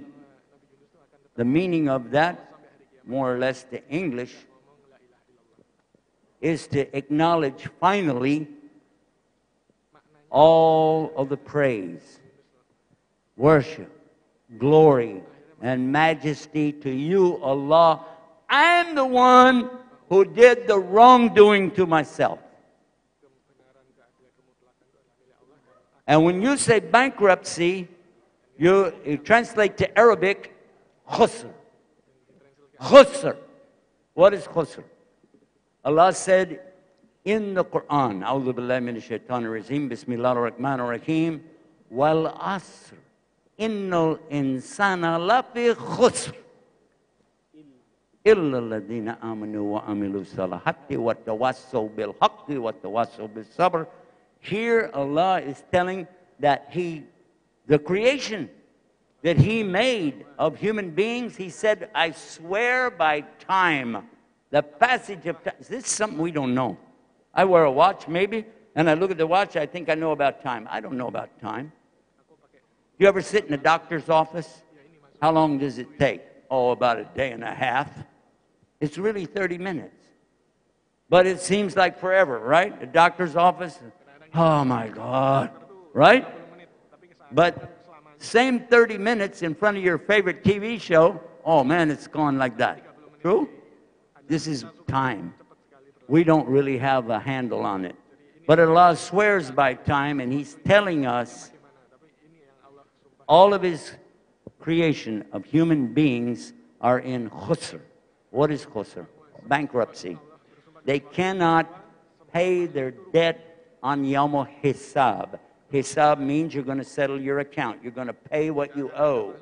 And you can't because you don't have anything to pay with it. That's how we understand khusr. So a human being who had that experience should say, Alhamdulillah, I experienced this thing before I got to the real one. And I don't need anybody to help me on the day of judgment. Nobody's going to help me. So I don't need anybody to help me today. Simple as that. If you want to be a crybaby, okay, go ahead. Nobody will care. You think they won't help you when you go bankrupt? They really won't help you when you start falling on the ground and crying and kicking. They won't care. That's the reality. And you had a business, your friend had a business, and he went bankrupt. What if he got tremendously rich? Would he have gone out to the same people he expected to help bail him out and said, hey, I got rich, take some of my money? Yeah. So the reality is, whatever you lose or gain in this world, the dunya is no big thing as soon as you're in the grave. And if that's all it took for him to turn his back on Allah, he didn't have very much foundation to start with. You agree? Yeah. So that's a good lesson for all of us, though. I'm glad you brought it up. A very good lesson, because we really need to know that we're only here for a short time. And in that short time, we take advantage of what Allah gives us. Let me wrap this one up by saying something. I have a strong, strong feeling for anybody who calls to Allah. Anybody calling to Allah to worship God, one God with no partners, I love them. I don't even have to know them. Ahmed Deedat was one of those people. Dr. Zakir Naik is one of those people. And these people, may Allah always accept from them and make everything easy for them. And people like them, I mean. But do you know how Ahmed Deedat spent the last 9.5 years of his life? He was an excellent speaker. How many say yes? One of the best of the speakers. Maybe I don't agree with all of the debates he did, but I definitely know he was a great speaker. Very committed, and I enjoyed a lot of his books that he wrote about Christianity. It helped me a lot. As much as he loved to speak, and he was a great, great witness for Islam. He's a big guy. Allah took that away from him because he could not speak. He could not move. He couldn't even breathe except by Allah's qadr. He couldn't do anything except blink his eyes. That's all he could do for 9.5 years. He continued doing his salat only with his eyes. He continued praising Allah, making dhikr of Allah every day of the rest of his life. And his son Yusuf was the one who translated the eye blinks to tell us what he was saying and doing. You want to talk about a complaint? Here's somebody complain if he wanted to, but he didn't. I think we should take a lesson from somebody that really lost a lot, and he still hang on to what? La ilaha illallah. May Allah give us that success. Ameen. Thank you very much. MashaAllah, MashaAllah, Alhamdulillah. Yes, sister, Ukhti, tafaddal, silakan. Assalamualaikum warahmatullahi wabarakatuh. Waalaikumsalam warahmatullah. Bagaimana cara menyikapi intoleransi dalam Islam yang sekarang banyak terjadi di dunia, khususnya di Indonesia? Bisa diulang bagaimana? Agak keras. Bagaimana cara menyikapi intoleransi di Islam dalam Islam yang sekarang banyak terjadi di dunia, khususnya di Indonesia, seperti pemakaian cadar. Baik. Oke, sebentar ya.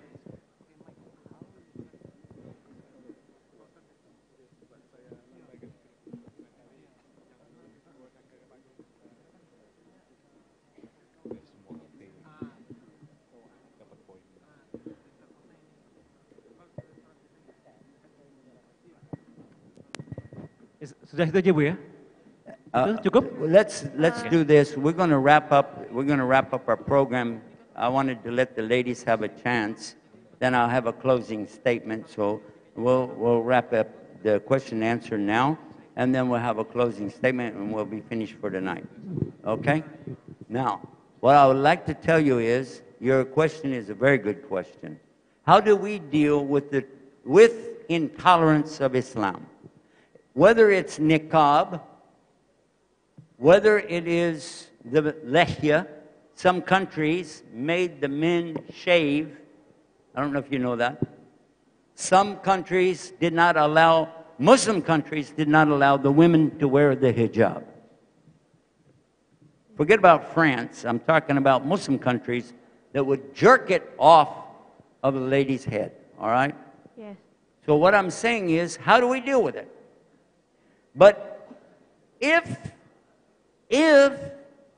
Islam is true, which I think it is, then we should have an example from the time of Rasulullah sallallahu alaihi wasallam how to deal with intolerance. Did they experience, the people of his time, did they experience intolerance? Yes.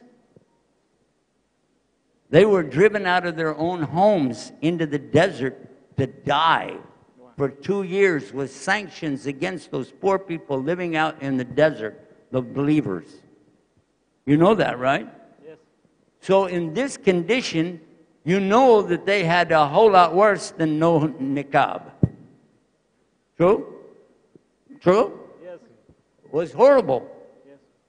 So we do know that we have an example. How do you deal with it? Now, did those people following Muhammad Sallallahu Alaihi Wasallam sneak into town at night and throw rocks at people or try to blow up their stuff? No, they didn't do that. They were learning sabr, patience. Whatever people put on you, that you can't get away from it. Maybe, I worked in the prison system, okay? So when I would see a Muslim lady, she would like to have her hijab on, but she's in prison, and they said no. Oh, one sister from Turkey, she was very adamant, I want to wear my hijab. You know what I told her? You should have thought of that before you commit the crime to wind up here. Because that is not oppression, that's reality. True or false? Now, in your case, you're talking about something else. Even then, whatever the people put on you, do what you can do and try your best to understand this is a test. A test. You will only be here a few more minutes, then you'll be in the ground. Just be patient. Keep asking Allah. Do what you can do legally, but don't make a problem for other Muslims because you think all of a sudden you're going to solve a problem by going out and doing weird stuff. That's more of a message to our brothers, but it's also for our sisters the same way. You cannot take the law into your own hands and think that you're representing all of us, because you're not. We work together like one body, and we hope for a good result for everybody. And we learn patience. Whether it takes 10 minutes, 10 hours, 10 years, or 10 centuries, we still have to follow the protocol of Islam. And I really appreciate that being our last question tonight. I would like to ask, is there anybody here tonight who benefited from the program and you think, you know what, I really do want to serve my Lord on His terms. I want to start over. I want to get a new chance to really be a true believer, a true Muslim, one who does surrender, submission, obedience, sincerity, and peace with my Lord. Does anybody feel like that tonight? Raise your hand. Feel like that? Good. I'm glad. That make me feel like I did something good tonight. I hope. For those who are not Muslim, you never made Shahada, or just recently came to Islam, if you want to, you don't have to go to a microphone or anything else. You can just stand up with me right now. We'll recite the Kalima and ask Allah to give us another chance. For those who've never made Shahada, there are Muslims, by the way, in many countries who never did Salah, or they never did their Ramadan, or they didn't, you know, they sneak around and eat and drink when nobody's looking. If there's anybody who would like to reconfirm or do their Shahada, you can stand with us right now and we can do that. And anybody who wants to encourage others to do that, just you stand up and they'll stand up too. And Allah knows who He's serious with. Brother, you can stand up too. That gives encouragement to, there you go. Yes, apakah mungkin ada dari beberapa teman-teman? You don't have to, but if you want to, if you feel good, that I want to encourage other people to make it easy. Maybe somebody's a Christian, a Hindu, and he doesn't really want to stand out, but he would love to do that right now, then he can stand up and join along with us. We can do this now. And just repeat this after me. We'll do the English first, and then we'll do the Arabic. Apakah kiranya mungkin ada di antara para hadirin, para sahabat, para teman di sini yang bukan, yang dari non-Muslim ingin menyampaikan sesuatu dan mungkin ingin lebih banyak belajar mengenai Islam atau menjadi Muslim? Silakan. Silakan, mungkin ada yang non-muslim. MashaAllah, we already have some up there. If you want to join us, brothers, to encourage others, go ahead. Ada? Go ahead. And Ada? just say this. Yeah, but say it in the language here, which is, yeah, just say it for me. I don't know.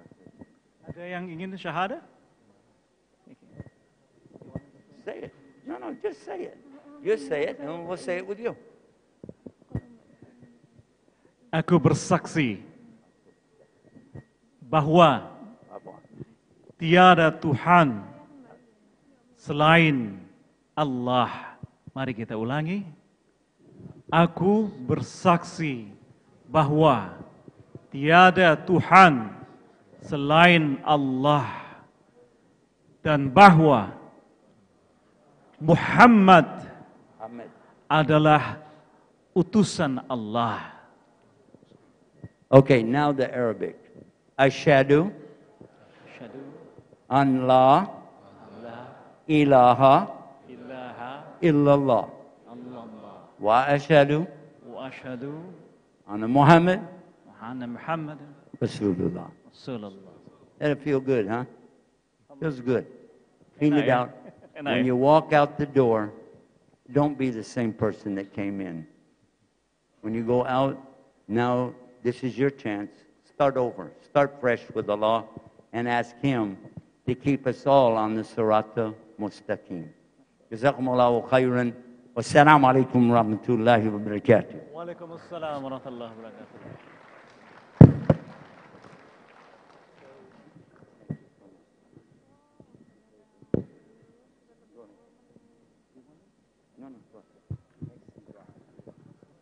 Alhamdulillahirabbil alamin. Para hadirin, para hadirat yang semoga dirahmati Allah semuanya. Alhamdulillah, segala pujian kepada Tuhan yang Maha Esa. Sesuai konstitusi negara Republik Indonesia, kita sebut Tuhan yang Maha Esa, Allah Al-Ilah. Telah kita nikmati santapan rohani yang kalau untuk saya sendiri, saya sempat berkaca-kaca ya mata saya. Alhamdulillah. Syekh tadi menyampaikan, jazakumullahu khairan. Semoga Allah membalas semua Anda dengan kebaikan yang lebih baik.